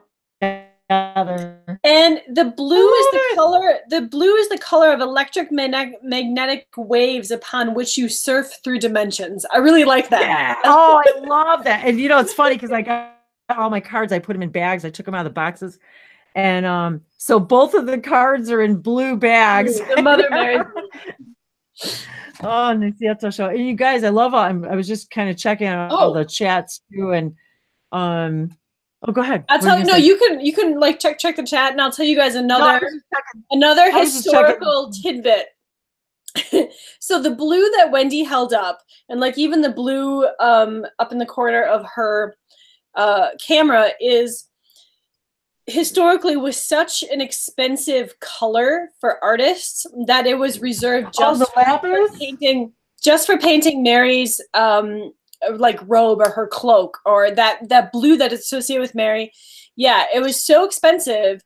That's my blue lapis. The ultramarine, I think they called it ultramarine, but they didn't get it from lapis. They got it from. No, they didn't. The Egyptians got eyeshadow from lapis, but not the blue that was really expensive. Okay. Anyway, so when you look at like the paintings, the Mary paintings, now you guys will know that blue was just reserved for her because it was so expensive. So if you see like a really wealthy dude and he's in blue, you know he had a lot of money to spend on that painting, because normally that wouldn't happen. And look at what color you're wearing. The more you know. And look at what color you're wearing. The deep blue. And you know, this is so weird, you guys, because we do this a lot. I swear to God, I almost wore my blue dress. And it's just funny because then I grabbed this one because it's got kind of more, kind of reminds me of like like a matrix and multiple parallel realities and stuff. So I was like, oh, okay, well, I'll just grab this one. But I almost wore my blue one. So Dustin. Yes. That's just funny. I love you guys. Thank you so much. Are you still there, buddy? Yeah, I'm just here. looking at. Hi guys, how you doing? Yes, I was going to say, do you have anything that you want to add to the Ramden? Yeah, I don't want to keep you guys out of the conversation because really it was you I invited. No, that's okay. We were Heather's gonna go get my son right now, and because he needs to be picked up. Oh, okay. And because I didn't want to keep you guys too, because I know I always set a limit, and then if it goes over, that's fine. But I don't want to keep you guys if you need to go. So, don't feel like you can't go, because I set it to 8:30, but I figured, well, we're on a roll, we'll keep going. But it's fine. I'm gonna go get him, and I'm gonna leave you guys with Dustin. Really. Well, thank you, darling. And so I'm glad to see you again, and we'll chat real soon. Well, we'll probably chat tonight or tomorrow. And Dustin, I would love to hear more of your light language. So don't be a stranger to like Wendy's, like chats and stuff, because your light language is not one that I hear very often, I guess, is probably a way to, like, I've heard it, but it's not like a common one that is spoken a lot. Me either. And Alicia and I have been around a lot of people that speak a lot of languages, and she and I, between the two of us, speak a lot of languages, and I don't speak that, and I very rarely hear it. So I too found it very interesting. Hey, Daniel. Oh, I love you guys. This is really awesome. I like this. This is my first, like I said, first time I've gone online and spoke out, and I really enjoy this. This is awesome, and I really appreciate you guys. So how do you feel? Do you feel comfortable? I know that it's not, a lot of people have trouble with this. So I know that obviously your higher self, and this is what I want to tell everybody, we never are in a place that we can't handle, and we can't grow unless we're kind of pushed out of our comfort zone. So you seem very calm and, not really nervous. And so, how do you feel about your first time being on live YouTube? Awesome. I love it. This is a great experience, and I'm definitely want to do more of this.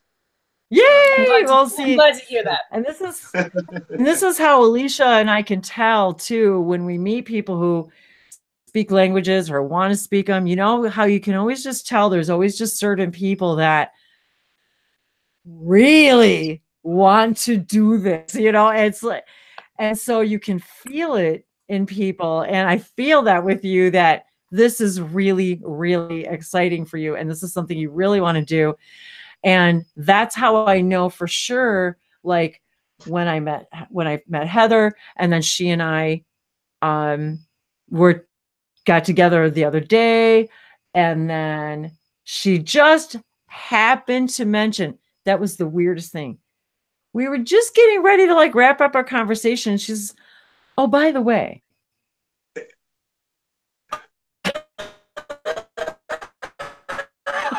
like, back up the truck. What? I was like, I've been talking to you for 2 hours and you never mentioned that.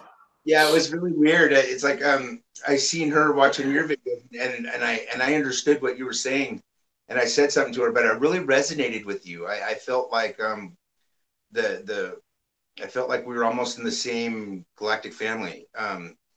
Well, we definitely are, because we definitely are. I mean, we can feel it. Alicia can feel it. I can feel it. Oh, totally. And that brings up more questions that I have, if you don't mind. Okay, please do. He's our guest for us to drill tonight. Okay, so I'm wondering if you mentioned that when I talked about Pleiadian Arcturian that I was right on.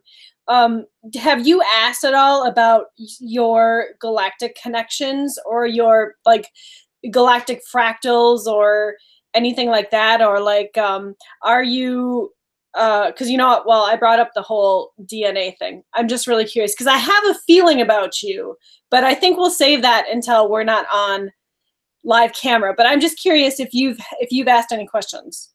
I have asked some questions. I do know that that I'm Pleiadian. I've background Pleiadian family, and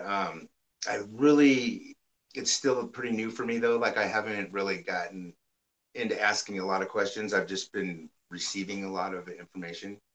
Okay. Yeah, but I don't know nothing yet, you know. That's awesome. I mean, well, and that's part of the excitement and the joy of, you know, walking up that step pyramid, and this brand new adventure is finding more out about your massive self, because, you know, everybody has such amazing stories to tell when they get it all figured out. And I know that you are going to be blown away when you get this all. Oh, totally. I can feel it already, because I can feel his excitement bubbling up inside of him. It is. It's like this, you know, because I know, because I've been there too, but I can, when we become connected with each other and in each other's frequency, we can literally feel each other's like excitement. So I love you. Oh, Michelle, she's so sweet. It's 3:00 in the morning for her. I love you. So she wants to hear more of your languages too, Dustin. All right. Yeah, go ahead. Okay. We also actually,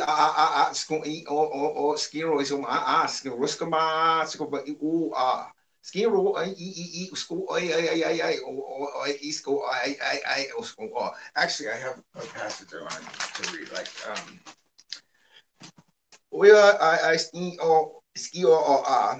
after awakening and feeling and ready for expansion, the awareness, with all chakras clear, open to receive, integrate multidimensional activation codes.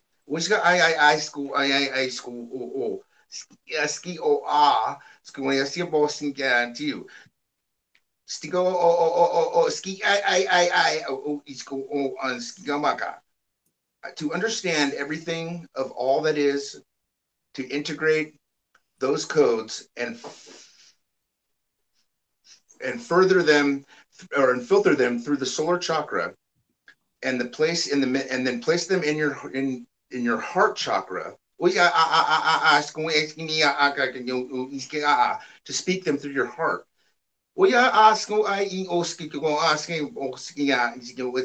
It's for all that is, everywhere, everything. You will see a new perspective of a new way, with unconditional love, peace, joy, in an infinite dimension of one. This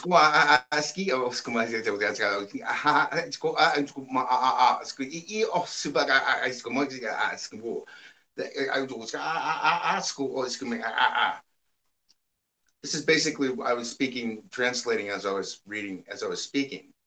And to me, that's part that blows me away. It takes a long time to get to that. It does, and that you can, that you have it all written down, and you wrote your language out, and that you can just speak it from writing it out, and then you have the translation under it. So that's like no small feat. I mean, that's a lot of like packages being opened for you to be able to do this. So like you need a celebration. You need a lot of chocolate cake or carrot cake or whatever cake that you like. Sounds good to me. And you need to just like take a big breath and be like, oh my God, like this is big and I've come really far and I deserve to pat myself on the back. Yeah. Exactly. And I did want to say, since people are asking, in all my videos, almost all of them, all of my links are usually in the description of all my videos. I do private sessions. I can do pre-recorded if you guys want. I can do light language activations, pre-recorded. I do live face-to-face one-on-one sessions. Alicia and I are both always available to answer people's questions. You can find at gmail.com. I'm on Facebook under Languages of Lights. There's an S on the end of both of those. Also, you can find Alicia under on Facebook as well, and on, well, you tell them where you want them to reach you. You do that part. So if you guys, you can send us messages on Instagram. We're at Your Temple Beautiful. Facebook, we're at Your Temple Beautiful. YouTube, I believe we're at Your Temple Beautiful, or is it just Temple Beautiful? It's just Temple. Yeah, on YouTube, okay. It's just Temple Beautiful. Otherwise, it's yourtemplebeautiful@gmail.com. And then also, if you are interested in like the historical side of things with the Historical Apothecary, you can reach us there at on Etsy, and just type in Google, just type in LBCC Historical Apothecary. So there's lots of ways to reach both Wendy and I, and we'd love to hear from you guys.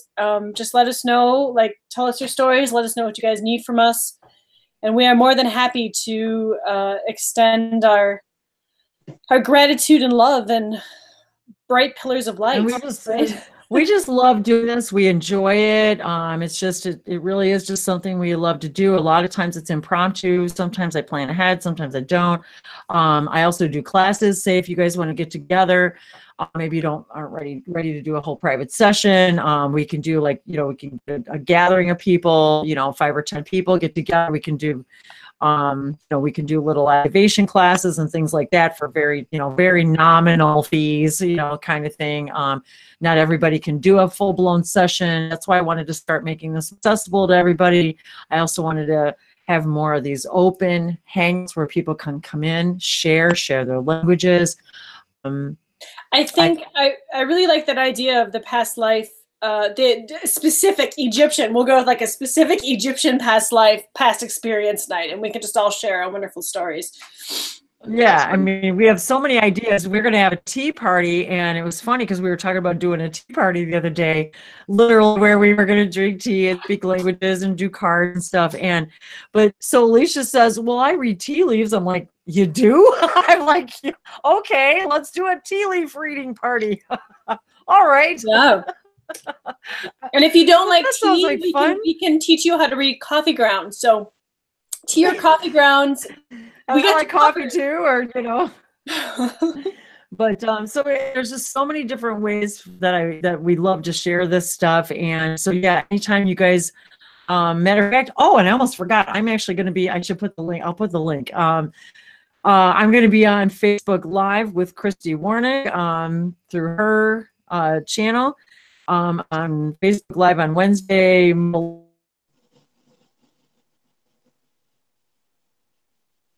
Sharing her healing modalities and cards and light languages, and she also does she does really nice activation skills and things like that as well. So it'll be a lot of fun. I think we're all just really wanting to just express ourselves, and I want everybody to feel free to I'm always here to answer questions as often as I can, much as I can.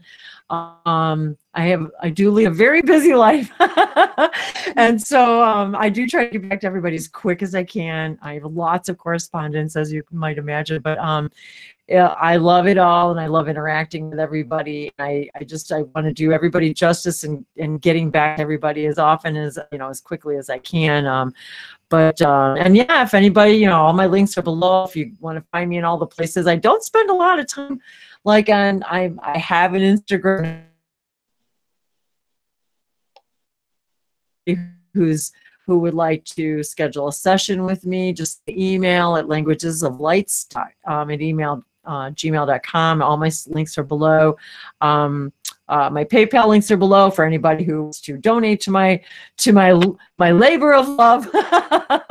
That's always welcome. I've even got a PO box. I love receiving just surprises from people, energy exchanges. If you want a session and money's not, if money is not in the equation, let me know. There's all kinds of other ways of energy exchange, and maybe if there's something, you have a gift or ability that maybe I can use and we can trade session time. There's lots and lots of ways that we can share abundance with each other, and it's not always about me.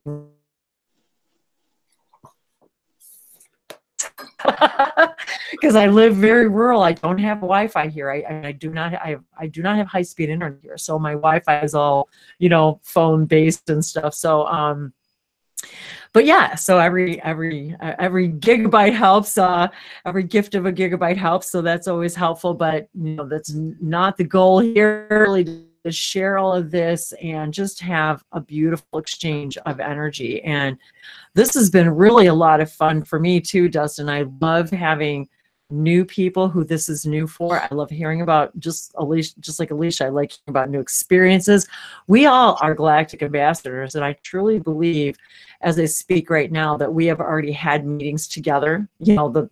The few of us, the 3, 4 of us, all of you who are watching. My dreams have been crazy out there especially these last few months. Just like coding like crazy. And it's kind of funny, whenever I meet new people, I really feel like we were already like astral, and now we're just acting it out in 3D, that we already knew each other, and our higher selves have been working together to help each other. That's the most exciting thing about what we do and what I like doing, is helping other people illuminate themselves, find their inner fire, find out what excites them. What beliefs are we hanging on to that we don't need anymore, that are keeping us from being able to go out there and be amazing, be these beautiful beings and without expectation. We don't got to know.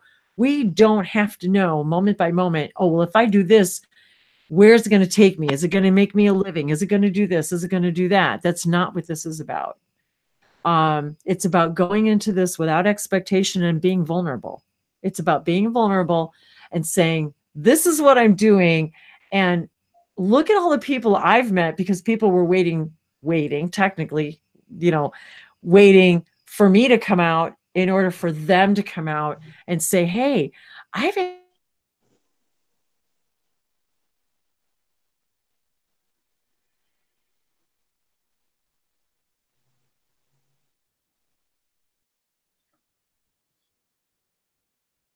mean. So, that's what we're here to do. So I know I've kept you guys. You're cutting out a lot. I'm barely catching a little bit of you. If it'll actually replay. Can you hear me? Yeah, I can hear you. Okay, so it'll actually replay rather smoothly when it uploads to YouTube. So we just try to keep going, even though we have no idea what she's saying right now. Okay. I just pulled a card for you, though. We'll have to connect. I can tell we've had a lot of experiences together in the past. Yeah, I feel that. Totally. Is she still frozen? She's actually probably not, and this is probably all on YouTube, and we're probably just talking. Which is actually really interesting. Oh wait, are you back, Wendy? Go ahead. No, I'm here. I'm here. Go ahead. Okay. You have so much energy that, like, I know on YouTube it'll keep playing, but like, you were frozen, like, so we were just having our own conversation. And for sure. So this was really interesting to me, and I'll share this little bit because I can feel right away that Dustin and I had a lot of past experiences together, and so it's interesting that he brought up the Palladian portion and that we're talking about Sirius, because now these galactic cards, you guys, are kind of confusing. They're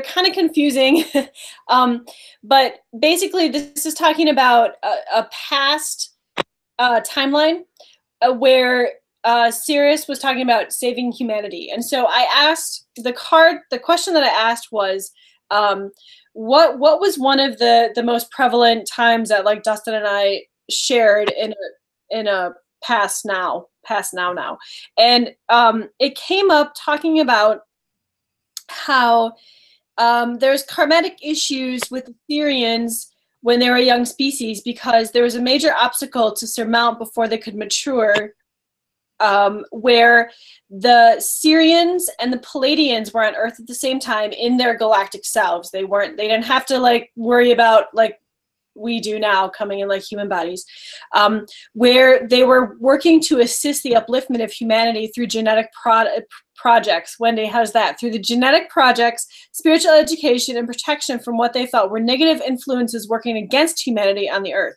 While they did perform many services for protection of the new humans, they created karma that took a millennia to heal.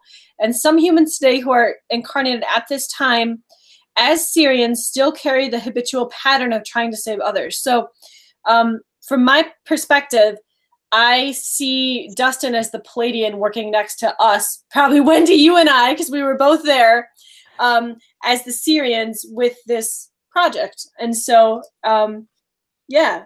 So wow, I totally, do you feel that? I totally feel that. Yeah. Yeah. Actually, yeah, that's so amazing. That is amazing. Give me goosebumps. Oh yeah, we're totally going to be doing more of these, and and as we do these hangouts, and we'll send you links, so that you guys can, join us. And there's nothing more fun than just meeting more members of our right. family. And so I was just thinking about this here. It's interesting that like we're coming, well, there's so many reasons why we're back, but like, let's just take this card for an example of like healing those karmatic issues with Earth and the humans and the Syrians and the Palladians. And I find it very uplifting and synchronistic that the three of us are here like working our magic back together as a team. Do you know what I mean? Like healing those karmatic, yeah. So finally, I'm all excited now. And there's the reason why that Heather was that she and I felt so connected, and that, is so very interesting. This beautiful web, It's good to happen this way, and it's awesome. And I'm feeling pretty good. I am too. Thank you. I'm so glad, Dustin. I'm really happy. And like I said, you guys, we hadn't even met. For anybody who came in later, Dustin and I had never met before tonight. So it's just, I love how these connections bring us all together. And that's what these galactic gatherings are all about. That's exactly what this is about. Right. Exactly. This is awesome. Woo, yeah. That's exciting. And even Christine says, I so resonate with that. So, and Michelle, and so no, this is very interesting, because we could probably do a whole like past experience thing on this card. But when I was talking to my higher self, which is an Elohim, how do you pronounce it, Wendy? Elohim? Yes. Well, yeah, Elohim, whichever. Elohim. Okay.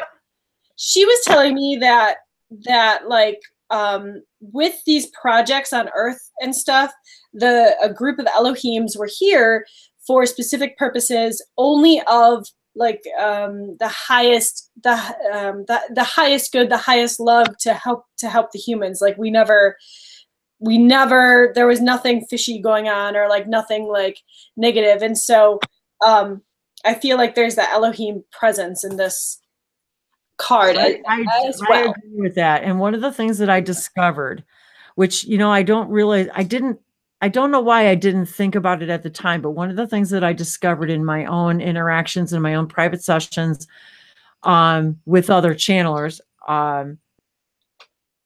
was I was so, like when I found Bashar and Abraham and all the other channelers, I was immediately drawn, like, this is what I'm supposed to do. Like I knew right away. But so as I'm learning all this information, but what I didn't understand until later was when they said to me, but you were one of the ones who taught them. Like, so in other words, the Elohim and the angel and the archangels and the angel, we're the ones who taught these concepts to these other star systems and these other beings and these other creations. And so I was like, oh. And so like, that's why I wasn't gonna like that I'm learning from them. I taught them. Yes. I wasn't gonna but that's why I'm saying, Dustin, the further you get into knowing thyself, you're going to be like, holy crap.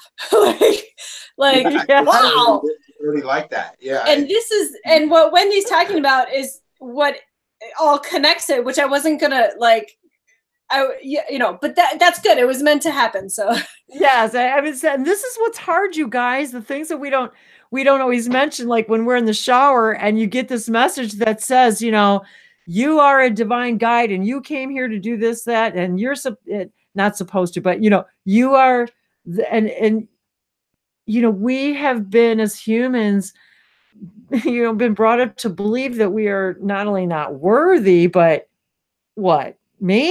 You know, you're like, who? You know, well, of course you, why, and what, and you know, sometimes they are smart asses and they'll even say, you know, well, why not you? You look at other people and you look up to them, and that's not what this is about. And that's when you start to understand, oh, okay. right. Finding out that they're equal is humbling and empowering. Empowering, very much. Mm-hmm. Very much. And I think that's one of the big life lessons that I've learned. And I talked about this when I was doing my little live thing, but going from that adopted child with no real DNA bloodline connection and just feeling that was so really lost. good, by the way, you guys, and I'm going to interrupt her. Temple Beautiful on YouTube, and we'll make sure you put your link in the in the comments, which I always try to remember. But she did a really great video the other day talking about her experiences and this, and so she was talking about that, referring to that. But by the way, that was a very good video. Thank you, thank you. Yeah, so to look where I came from, just feeling so minuscule and so like.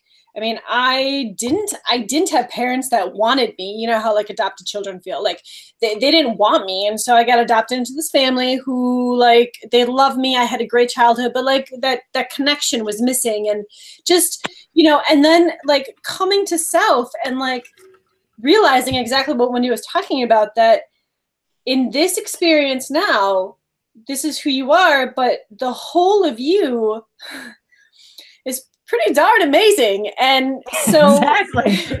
once I understood like who I really was, then it was okay. And it was just a really wonderful experience to say, you know, I was adopted and these are the lessons I learned and stuff like that. And so it's very humbling then to come from such a low idea of oneself, or a low ideology of oneself, to realize that, you know, I mean, without having ego put in there, like I'm really proud of who I am and where I've come from and all my experiences on all my timelines, and you know how I have helped humanity and continue to help humanity. And that's if I can do it, if I can like grow, you guys can do it too. And I can't say enough about that. You guys can do it. If I can do it, I mean, and if you guys could have seen me several years ago when I very first started coming into these hangouts, or when I very first, Roxanne Swainhart, she's an awesome channeler, Odyssey of Ascension. She had a radio show, and it was when I very first started all of this, and I wasn't even speaking languages yet. And I was on her radio show. I was so fangirl. I couldn't even stand it. I was so excited. I couldn't even speak. I was so excited. And here I was talking to this channeler, and she was channeling Osiphus, and the Oversoul Fire, and she's saying, you know, yes, you're Harmony, and yes, you're this, and yes, you're that, and I'm like, and so I know how it feels and how exciting it is, and how many people have met me, and it's like I'm just a regular guy, you know what I mean? I'm just a regular person who just happens to have found all of this too. And yet I also know and take very seriously, though, the information I receive, how I help people find their stuff and their stuff that's keeping them from being whatever it is that they want to do and be, and and even if it's not this, but so we have to own that's why we came here, to do this and to help other people and to enlighten other people and activate other people. And how many people I've thought about over the years, how absolutely exciting and humbling it has been when somebody says to me, well, you were the one who activated my light languages. And it's like, I just feel like we're just this, each one of us is we light up ourselves, we light our candle, we light our torch, our beacon, our lighthouse, and then we help another find their own light and let them do the same. And that is the best gift we could give each other. I mean, what else is there? I've been doing that on a daily basis. I just waking people up. Like I just talk to them and all of a sudden just a few words and they're just like enlightened. Exactly. And it's like, what did I say? Their whole everything changed and you're just like, wow. And it feels really good. And that's awesome. I've had normal conversations with I was just thinking about a cashier here at the Piggly Wiggly.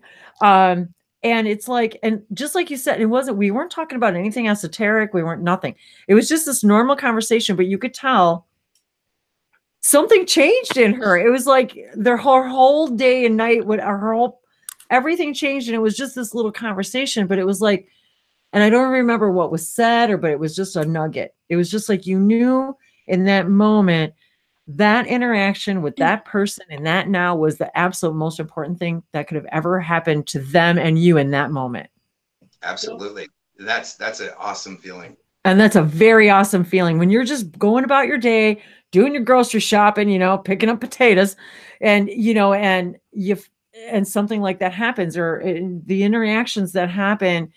And I can find myself just doing normal errands, and I live in a very rural place in a very small town and near another small town. And, but I have the most fun interacting with people because of this, and they don't know anything about this. They don't know anything about me or YouTube or anything. I actually thought I thought it'd be really funny. I'd be really surprised one day if somebody said, "Hey, aren't you Wendy from Languages of Light?" It's gonna happen, Wendy. It's gonna happen one day, But I thought, that's yes, that would be a joyous thing.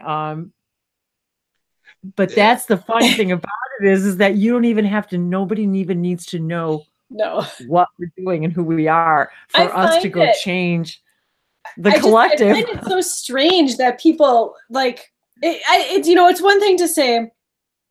And I think I grew up with this because I did work in professional theater for such a long time. So like that whole excitement of, oh my God, I get to meet this person or whatever. Like, it's so cool that you did that too, though. But I find it so bizarre when people like have this thing where they're like, oh my God, are you like Wendy from like Languages of Light? Oh my God. And I say this because every time that happens, it's so uncomfortable. I just don't even know what to say. It is because somebody will they'll come into private sessions like, I'm like, chill. Yeah. I mean, and even silly things, not silly things. I mean, but like for those of you that don't know, like we have a historical apothecary and we're really well known in the historical universe, I guess. And I still find it very awkward when people are like doing that thing. And they're like, oh my gosh. And I'm like, it's okay. Like, I just like make things. It's cool. Like, thank you for, And she's so cute. The other day, she's like, oh my God, I got all these orders to ship. And she says, and now I just realized I don't have enough product and now I got to make more product. And I thought, see, this is the real life of a historical apothecary. Yeah, it is. It's crazy. Like, oh no. And this is the way that I balance. By being able to hang out with you because guys. In all honesty, I even asked Alicia today, I said, because she's got her business life and this part of her life. And I said, Do you not want me to tag? You know how it is on Facebook, you guys. You tag somebody, and my God, you're friends with everybody.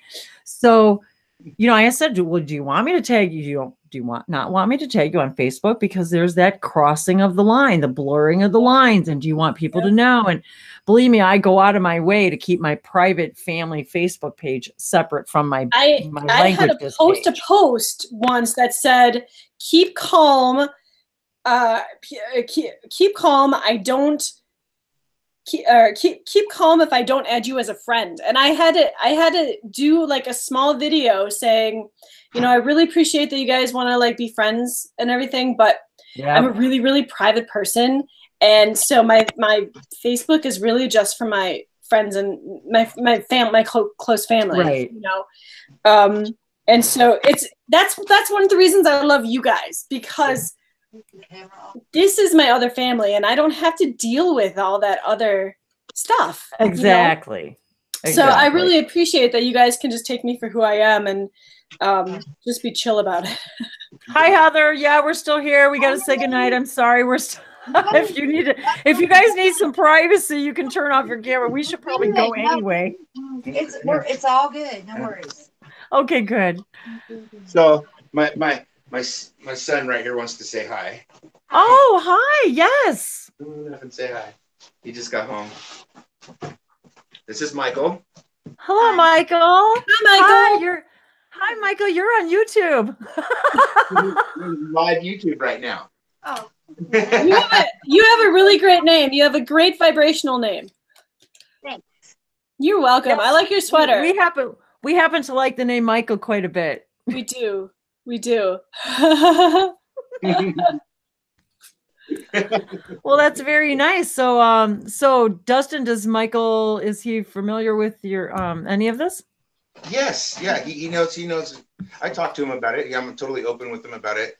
He's pretty spiritual himself. That's very exciting. I know a lot of young people his age who are very spiritual. Alicia and I happen to know a few people whose children speak light languages. Some of their children speak light languages and they don't. Some of them speak light languages with their children. I believe that and that's a whole subject actually, we should do a hangout about that sometime. We should get all the kids. Dustin and Alicia, and we should get the kids. But I truly believe that people like Dustin, who then and his children, who are coming into this awareness and awakening, these children are the ones who are going to be the decision makers for tomorrow. And they are the ones who are also going to be, you know, the ones in the government and the ones in you know, everything, the goings on of the world. But more importantly, the ones who are going to be the generations who are going to be teaching the next generation and the next generation of how we interact with these higher dimensional beings, these extraterrestrial beings. I mean, let's face it, you guys, people say, oh, well, if ETs really existed, why wouldn't they just land? Well, would you land on a place with a bunch of crazy people with guns who can't even get along with each other? I know. Seriously, we can't even get along with each other. And then they want to know why they aren't here. Well, would you go to another planet like that? I wouldn't, unless I knew what, you know. So, you know, so it's these kids who are teaching, you know, and then we get the hybrid children and all that, which is a whole nother thing. But these are the children of our future generations who will be coming here to Earth. And we are going to be preparing our human collective consciousness, and the children are going to be that bridge. The people. I firmly believe that the enlightened parents are the ones that the children who have a lot of gifts are coming into, because those parents are going to be able to help activate and help those children remember why they're here. You know, yeah. So I mean, yes. Go ahead.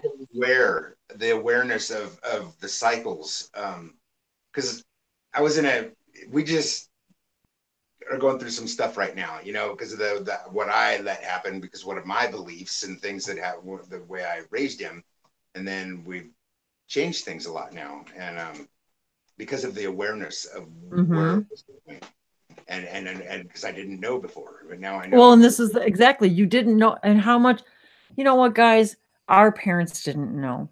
They didn't know. They didn't know better. We can't blame them for something they weren't aware of. Now that we're aware, we can't become unaware.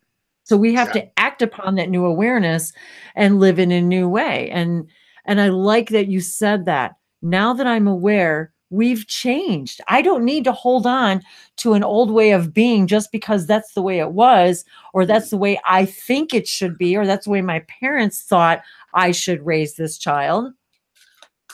Yeah, it's to be aware of a new way, to be aware of how things change. Excuse me? Yeah. I just wanted to say one thing. I can see spirits too. Yeah, you can?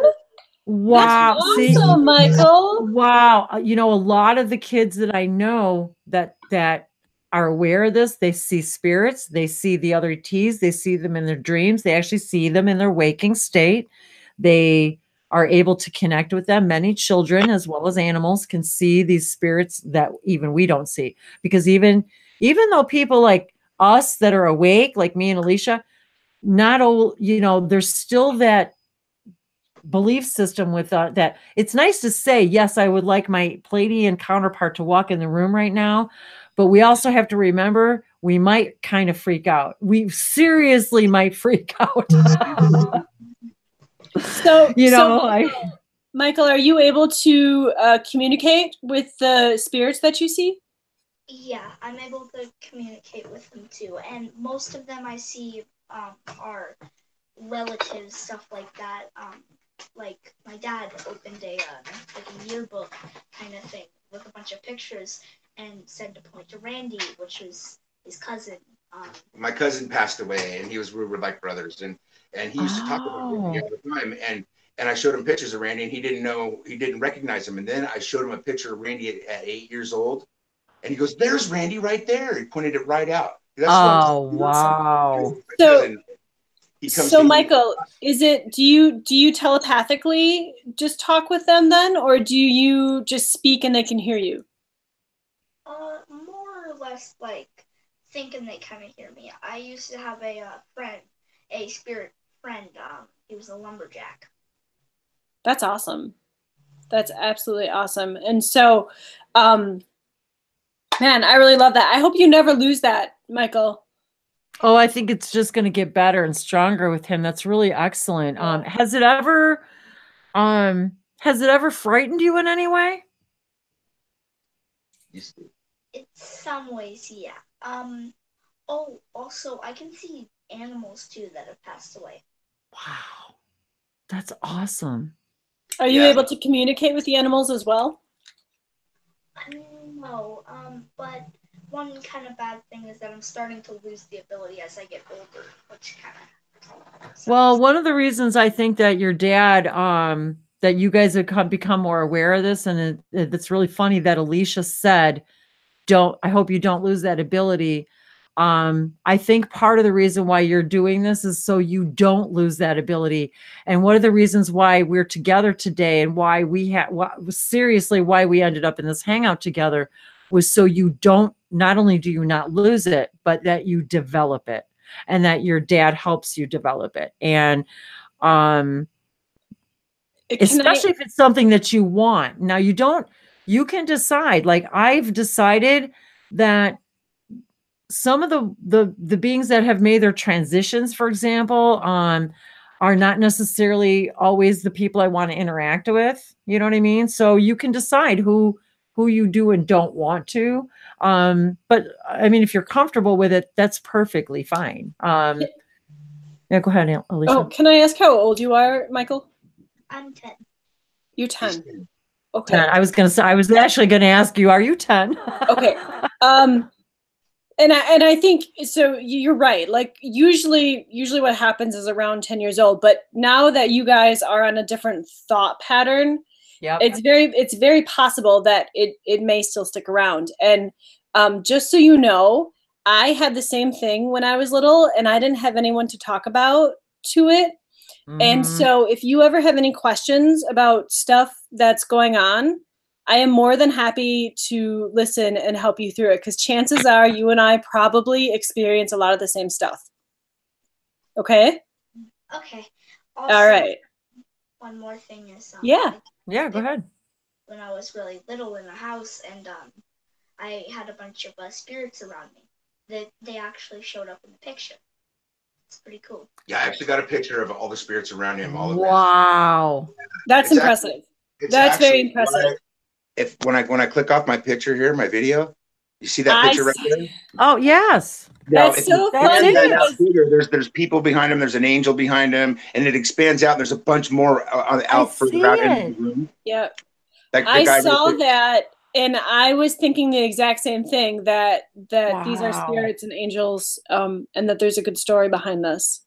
Yeah, I actually got a picture of him. I couldn't believe it. It was amazing, and that was in the middle of the day. You know, like that's very exciting. And look at how many of us now are able to actually photograph these beings. I'm loving this. I have one more question, Michael. I probably actually have a lot, but I'll stick with this one. So, you know, you're like, he knows that you speak galactic or light language. Is that right, Dustin? Yeah, this is new for me, but yeah, he knows this now. Yeah. Okay, so have you ever heard that in your head, or have you ever thought about like speaking a language that you didn't understand? Well, yeah, probably, because I know like a lot of German and Russian and a little bit of Japanese. That's awesome. Without being taught anything, yeah, he knows some words. And wow. And that may as well be from What's that? It means Merry Christmas in German. Oh, okay. It translates to the sweater. You know, when I was a kid, I wanted nothing more than to learn all the languages on the earth. And isn't it funny now how I learn like all these other languages off the earth? But that's very interesting that he already has an interest in speaking multiple languages. So what that means, Michael, is that I'm guessing that you probably are very close to remembering some of your past experiences that you had on Earth. I did since I was born. When I was like 1, I was telling him. Yeah, that's awesome. Did you ever like write the stories down or draw the pictures out or record them? I know both of my experiences from my past lives. I can only remember how I died, but I can still remember it. But that's okay. What I would suggest that you do? I would suggest that, you know, maybe have your dad help you and either record or just write down what you remember from your past lives, so you can always go back to that, because that might come in handy later. I recorded a couple of them. I have him recorded actually when he was 18 months old, telling me some stories about on his motorcycle and with his girlfriend on the back, and wrecked and shot into a bucket of beer and accidentally killed his girlfriend, and then he got on his bike and got all mad and he died by running into a truck. Wow, what a way to go out, Michael. Yeah, it was crazy. Wow. No, you are one brave guy to even talk about that. That's great. I was a World War II tank driver. Yeah, I was a World War II tank driver in one of his past lives. He told me about when he was like 2 years old. And how would he even know what World War II even was? That's what was profound about it. My tank. Yeah, this is great. Well, this Michael, incredible. I'm really honored to be able to have met you. Wow. You remind me a lot of myself at that age. I have a friend too that speaks languages, and her son is very connected to, he doesn't speak light languages and neither does she, but he's very connected to he can see other ET beings. He actually has conversations with them telepathically. He speaks to them in his dreams. She'll even ask him, you know, what did the king say yesterday, or he'll tell him her stories about what the king did on Era, you know. And so we spend a lot of time on these different planets too on Era. And I'm bringing up Era because I'm feeling that Pleiadian energy from you. So I'm getting that, that Pleiadian. And now I know that somehow we're connected to the work we're doing on Era. On the planet Era. And so as we start to talk, I start to feel these things, and I start to see the what we're working on, and so that came right. I was feeling that right away too, that there's a definite connection there. So that's funny how that all came. My mom is from Lemuria, and she's a walk-in soul. Well, maybe that's why I turned to my Lemuria page too. Yeah, when you brought that up, it dawned on me. I was like, wow, my mom. And I have a Lemurian crystal. So. She's a walk-in soul for me to be born. Does she know that? Yeah, she knows that. So your mom is actually kind of aware of all this too? Oh yeah. You're kidding. How old's your mom? She's 65.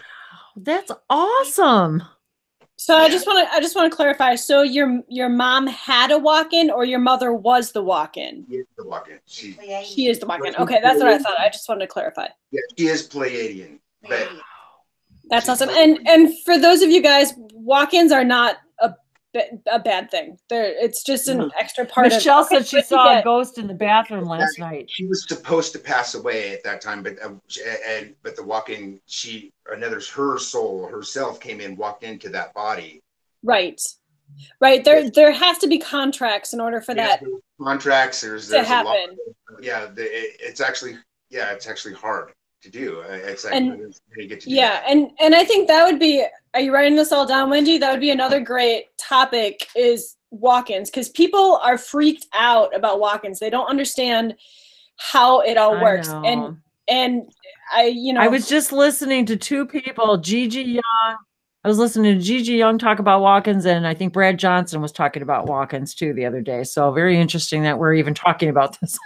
Yeah, pretty broad spectrum here. I have to say, Michelle Kidd said last night she hesitated when she was going to the washroom, that she missed a step, and when she saw a ghost in the bathroom.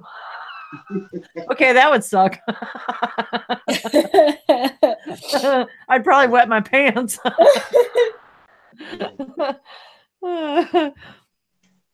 This is fascinating. See, this is why we were supposed to stay late, you guys, and stay over on the hangout, just to give Heather enough time to bring Michael back home so we could have this amazing conversation. Because now anybody who sees this later, who has a child, you know what I mean, that's going through this, or that this is amazing. Aware of what's going on a little bit and help them. Yeah, and especially for the kids who maybe don't know how to talk to their parents about it, or don't have the support, or who are scared and don't know that this is maybe frightening them, or maybe it doesn't frighten them and they think it's, which most of the time is the case.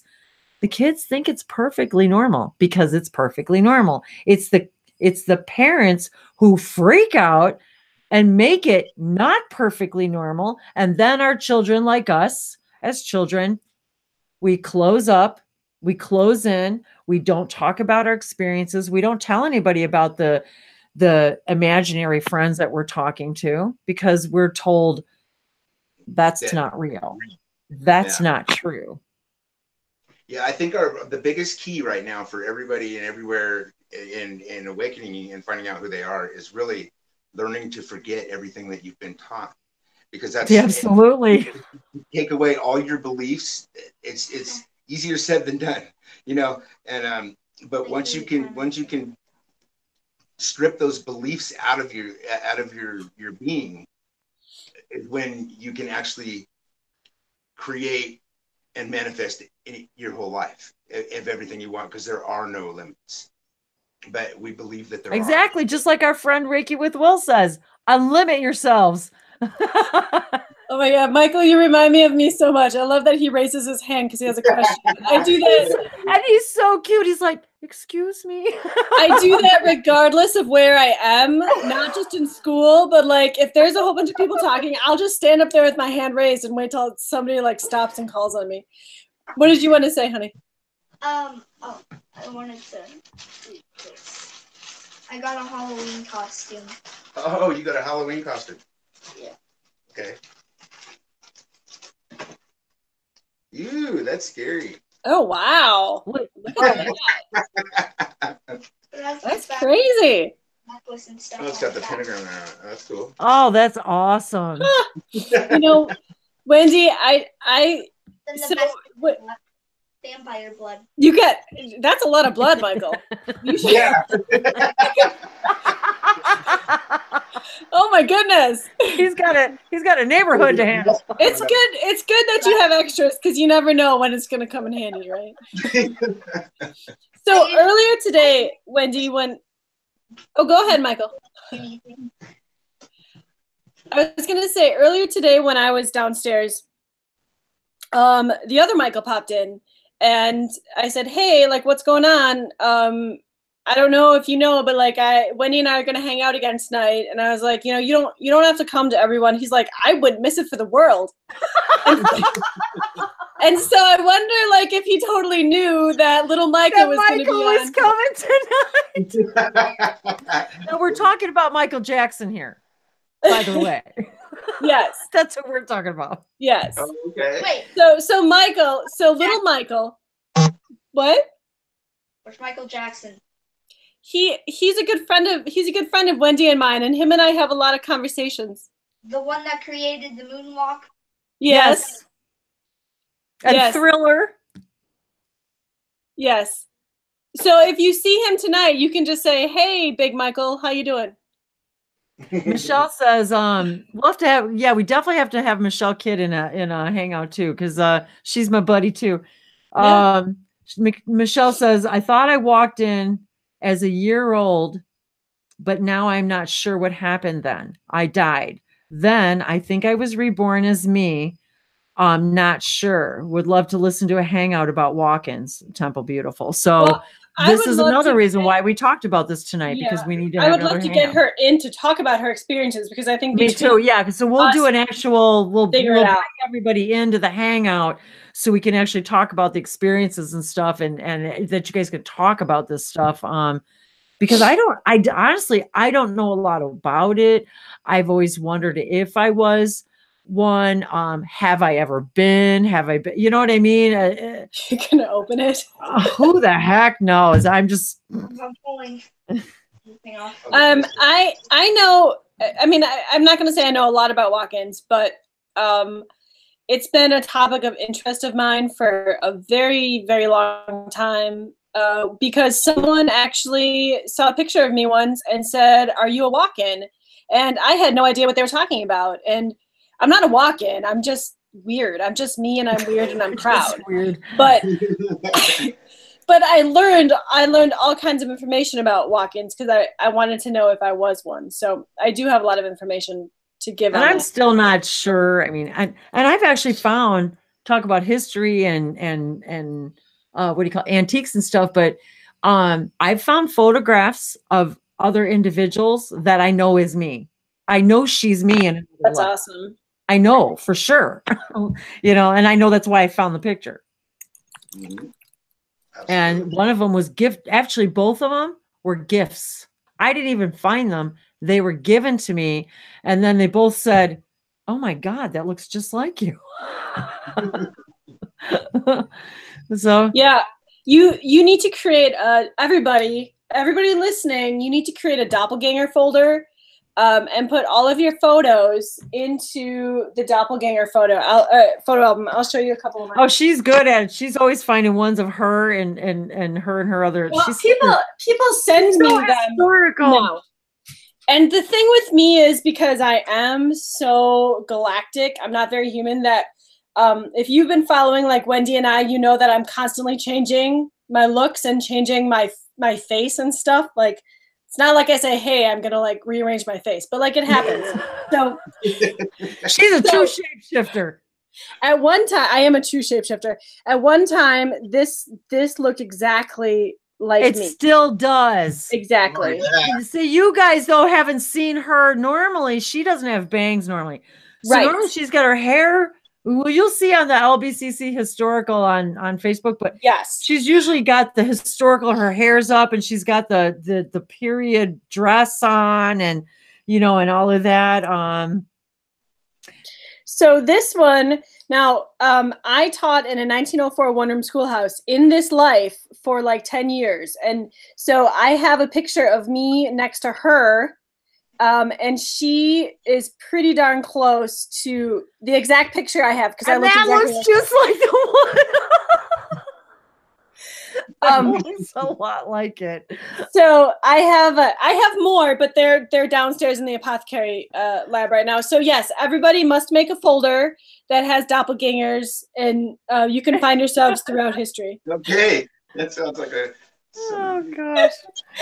Oh, you guys. Oh, I guess we should probably wrap up, and it's getting late too. God, yeah, I gotta go eat some Michael, dinner tomorrow? This is really awesome. What? Yeah, this is awesome. I just wasn't sure if Michael had school tomorrow. I didn't want to. Oh yeah, but wait, here it's only 8 o'clock here. Oh, I forgot. You guys are 2 hours earlier, so okay, we're good. I always forget we're all in different time zones. So hey, hello world, wherever you are. What does it taste like? I'm not gonna eat it. I said eat it for a reason. Oh, I love it. Too funny. Well, I think that that container should last you quite a while. There. I think that'll probably last you. So I don't know. You might have to keep that in the refrigerator. It'll probably last until next Halloween. 16 ounces. 16 ounces? That's quite a bit. That's a lot. That's a lot. Don't mind, I'm gonna go wash my hands. Well, I think Wendy, what we should do is we should give all three of us can give a light language blessing to close Yeah, let's do that. We'll close out with blessings. And I love you guys. I love everybody. I was just saying hi. Love everybody out there. Thank you, all of you, for sticking with us and watching and commenting and interacting with us. I'm loving all the new faces. I'm loving to see all old friends and new friends. And of course, a new friend is just a family member we haven't met yet. Right, guys? So thank you, Amy and Gracie and Michelle. I'm going through the list here. I'm like, Tara T just came in, and now that reminds me, of course, we're gonna have our tea party here real soon. So one of these days we're gonna have a little tea party, and Alicia's gonna help, and we're gonna read some tea leaves, and we're gonna do some fun stuff and do some oracle cards. And so yeah, we like mixing it up and doing all kinds of fun stuff. So Luna, there's Luna Faye. Hey girl. See, I'm loving it. See, the longer we stay on, the more people we get to, the more people I get to say hi to. But Michael, you're so funny. And thank you so much. And I want to say thank you to Luna too for all the wonderful messages. You guys are so awesome. And Michelle's been writing me and emailing me, and you guys are so amazing. I love interacting with everybody, and this is awesome. So Michael, I know he's washing his hands, but I wanted to thank him too. Oh, he's gonna put his bling on. Oh, okay, good. You can't be a scary ghost without ghost bling. I love it. There you go. Look at him. Oh, you're so great. I like you, Michael. Okay. Oh, that's great. I love it. So is Michael into drama at all, Dustin? He's into a lot of things. Yeah, because I could pretty big variety. Well-rounded. Good. Yeah. He's multidimensional, just like the rest of us. I can totally see. All of his friends are like 65 and older. You know, he communicates with elderly like they can just talk for hours and hours and hours. But he does have a little hard time with kids. He doesn't understand other kids. See, isn't it interesting?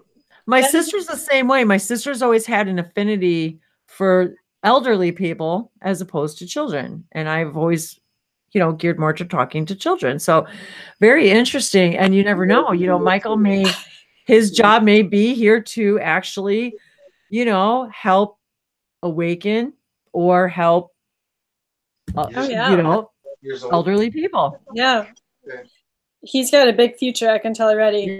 Yeah, he sure does. I can definitely feel it. Yeah, Luna says he's an old soul. Yeah, he definitely is an old soul. He definitely is. And I would like to, Michael, if you're interested, I would like to help you with some of your past lives if any more of them come up and you'd like more information other than the ones you figured out already. Okay. Okay. All right. All right. Sounds like yeah. All right. Sounds good to me. And you know what? Okay, this is now my kids are grown. They're men.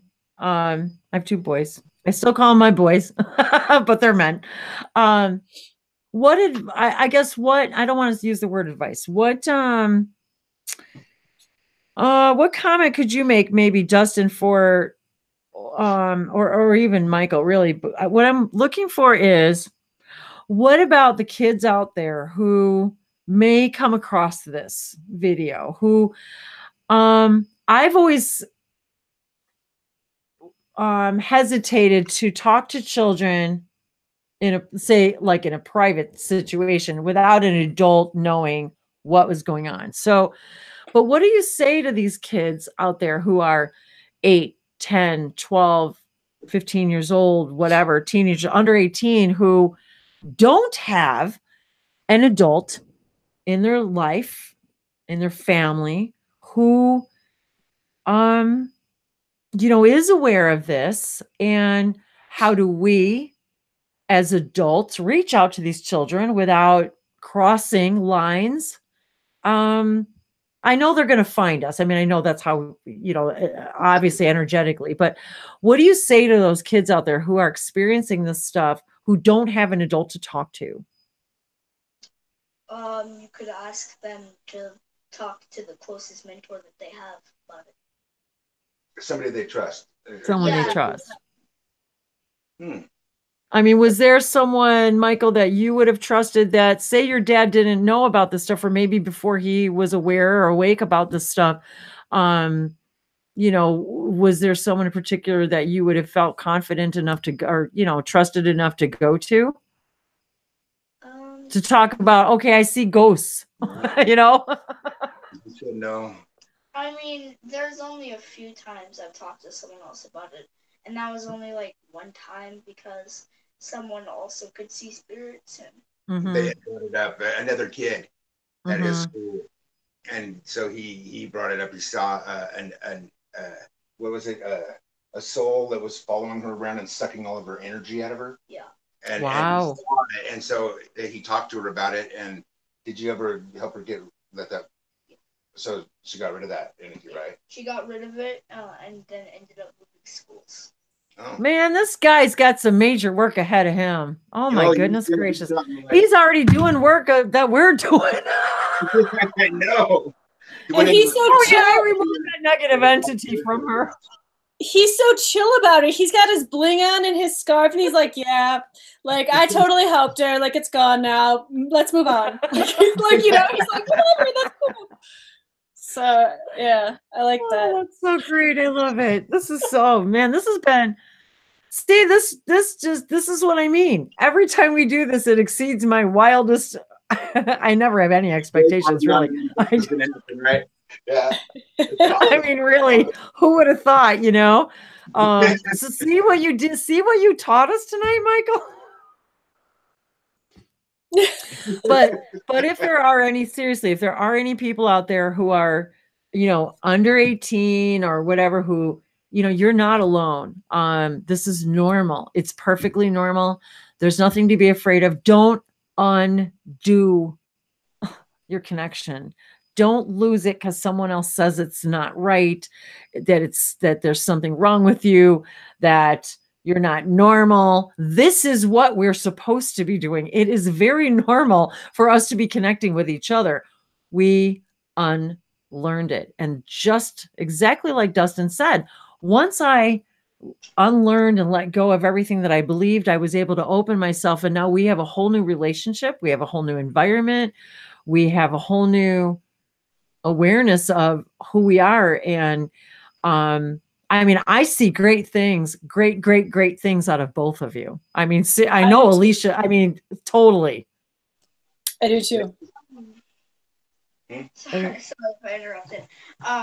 I just wanted to say one thing that I don't really talk about is how I don't even really have a religion. You don't have a religion? Yeah, no. I don't either. Well, I think what we do though here, Michael, is way above religion. Religion was created by man for means of control and a lot of other reasons. But they were all human reasons. They were all for power and manipulation, and not to say that it's not a bridge. That's not what I mean. And it has its place. But what I'm saying is that my parents were trying to force their religion on me, and all it did was push me away. So what I tried to explain to my parents even then when I was young, which even they didn't understand, but I understood, that that's not what they were teaching. What religion is teaching now is not what the masters were teaching, is what I'm trying to say. The masters were trying to say it's above. God is above religion. God is all that is. The word God is just a word, which means it describes a collective consciousness of everything that exists everywhere, everywhen, every timeline, every frequency, every vibration, every dimension, every density within those dimensions is all been created. Religion is just a really teeny tiny little tiny part of all of creation. And that's why many times you will see in mainstream Facebook and, people putting out the memes, Jesus was not a Christian, Mohammed was not a Muslim, blah, blah, blah, because that's the religion that the humans wrapped around these ascended masters. But they themselves did not say, I am Buddha, you are Buddhist because you follow me. I am, that's not the way it worked. So what's going on, girl?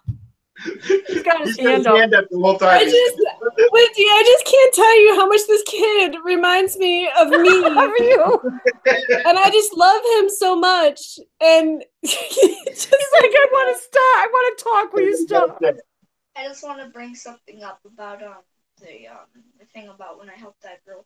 The thing is that it wasn't like a spirit sucking out her energy. It was mostly just hurting the leg, because the spirit was like basically just a replica of her, but had her right leg missing. And whenever we would go,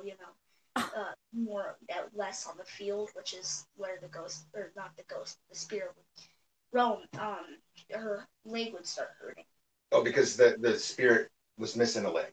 Yeah. And yeah. so was it her? Was the spirit a copy of her missing a leg? Yeah. Okay, so that was a soul piece of her then that she needed to integrate into. Wow. You're so smart, Michael. The fact that you even recognize that is like you are eons above your age. So I want to just say one quick thing, because I have to run and I have to go eat mashed potatoes. Yeah, we got to go. We got to turn this game off. So Michael, I just want to say one thing.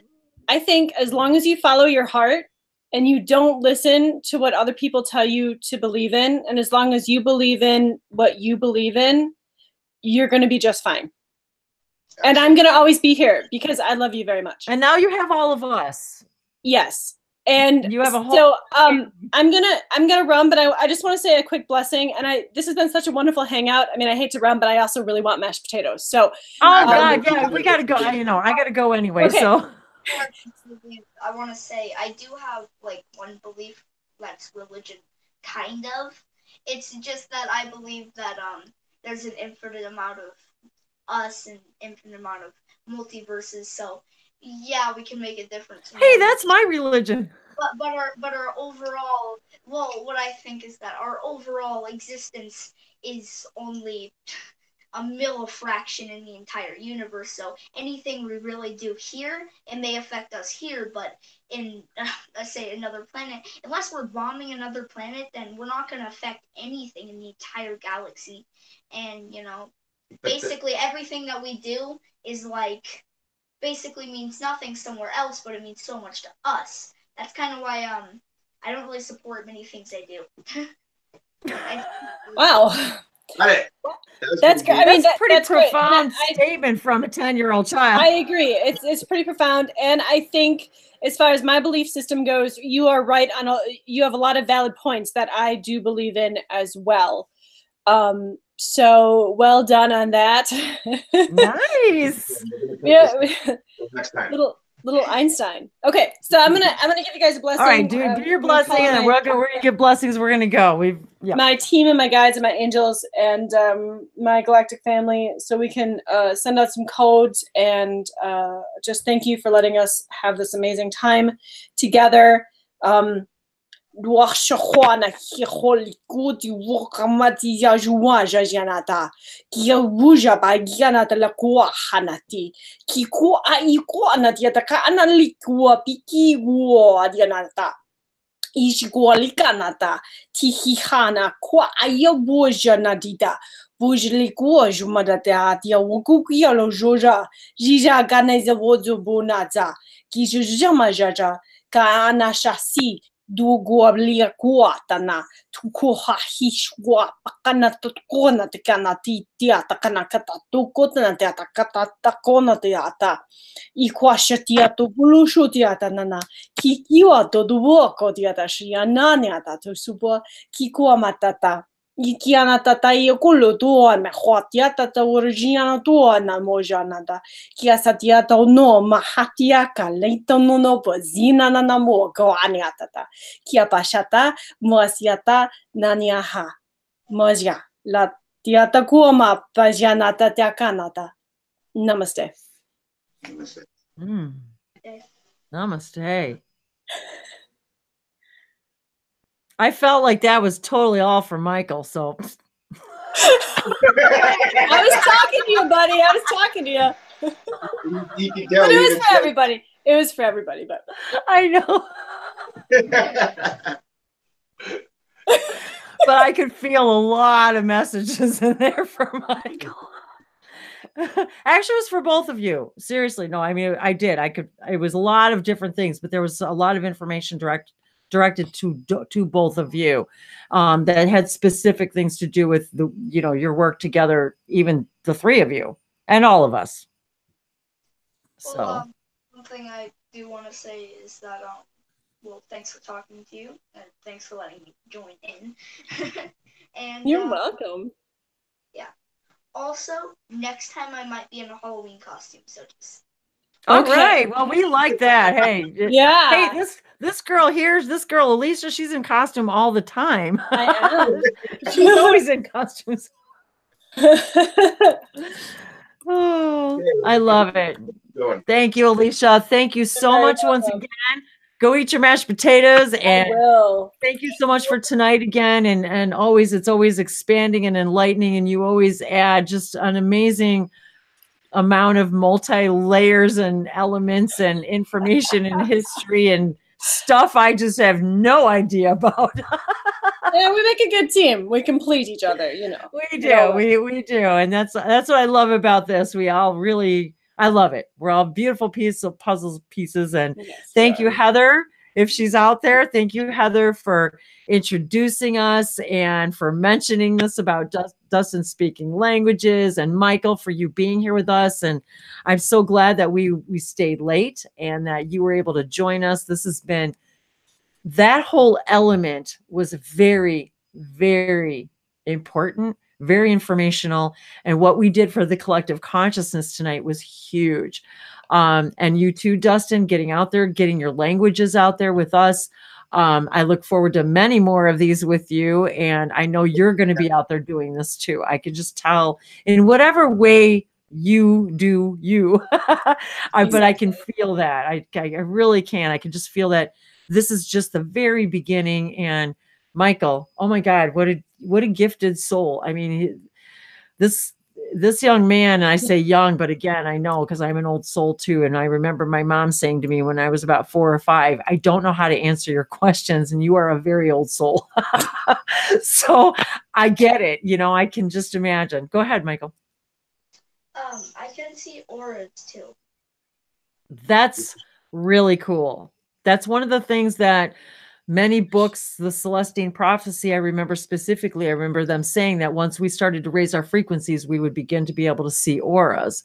And I believe that many of the children are already capable of that. So parents out there, take note of this young man. People are going to see this and they're going to understand a lot more right here. Exactly. And now they're going to know that this is real. This is real for them. This is a real deal. And they really can see animals. They can see, you know, animals and people that have transitioned. They can see and hear animals speaking. They can see, you know, other beings. I've had many people, many children, some friends of ours in our circle say, I have met beings, I see them, or I see a few of them had said to me, oh, I see them right there behind you, Wendy. I see them in your room, even though I don't see them. You do that to me. He's really little. So that's pretty incredible. So Dustin, would you like to leave us with a blessing in any language you desire? Sure. I thank you for this whole experience. This is awesome. And I thank my guides and spirits and my galactic family and everything for letting us have this experience and getting to know you and meeting tonight. This was awesome.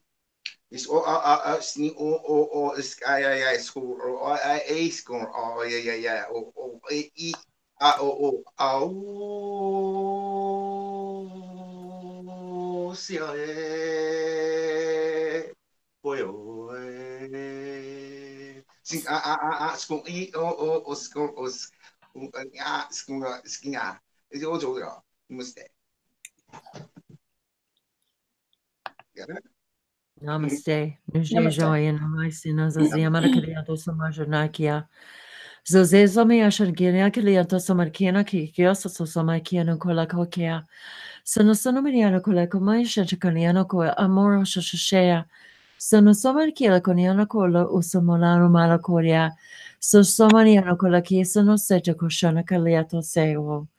Sono semalion koya poloke sasana shashala konea. And once again, you have raised the collective consciousness of an entire human collective. One step closer to complete disclosure of all layers. And the first step to first contact.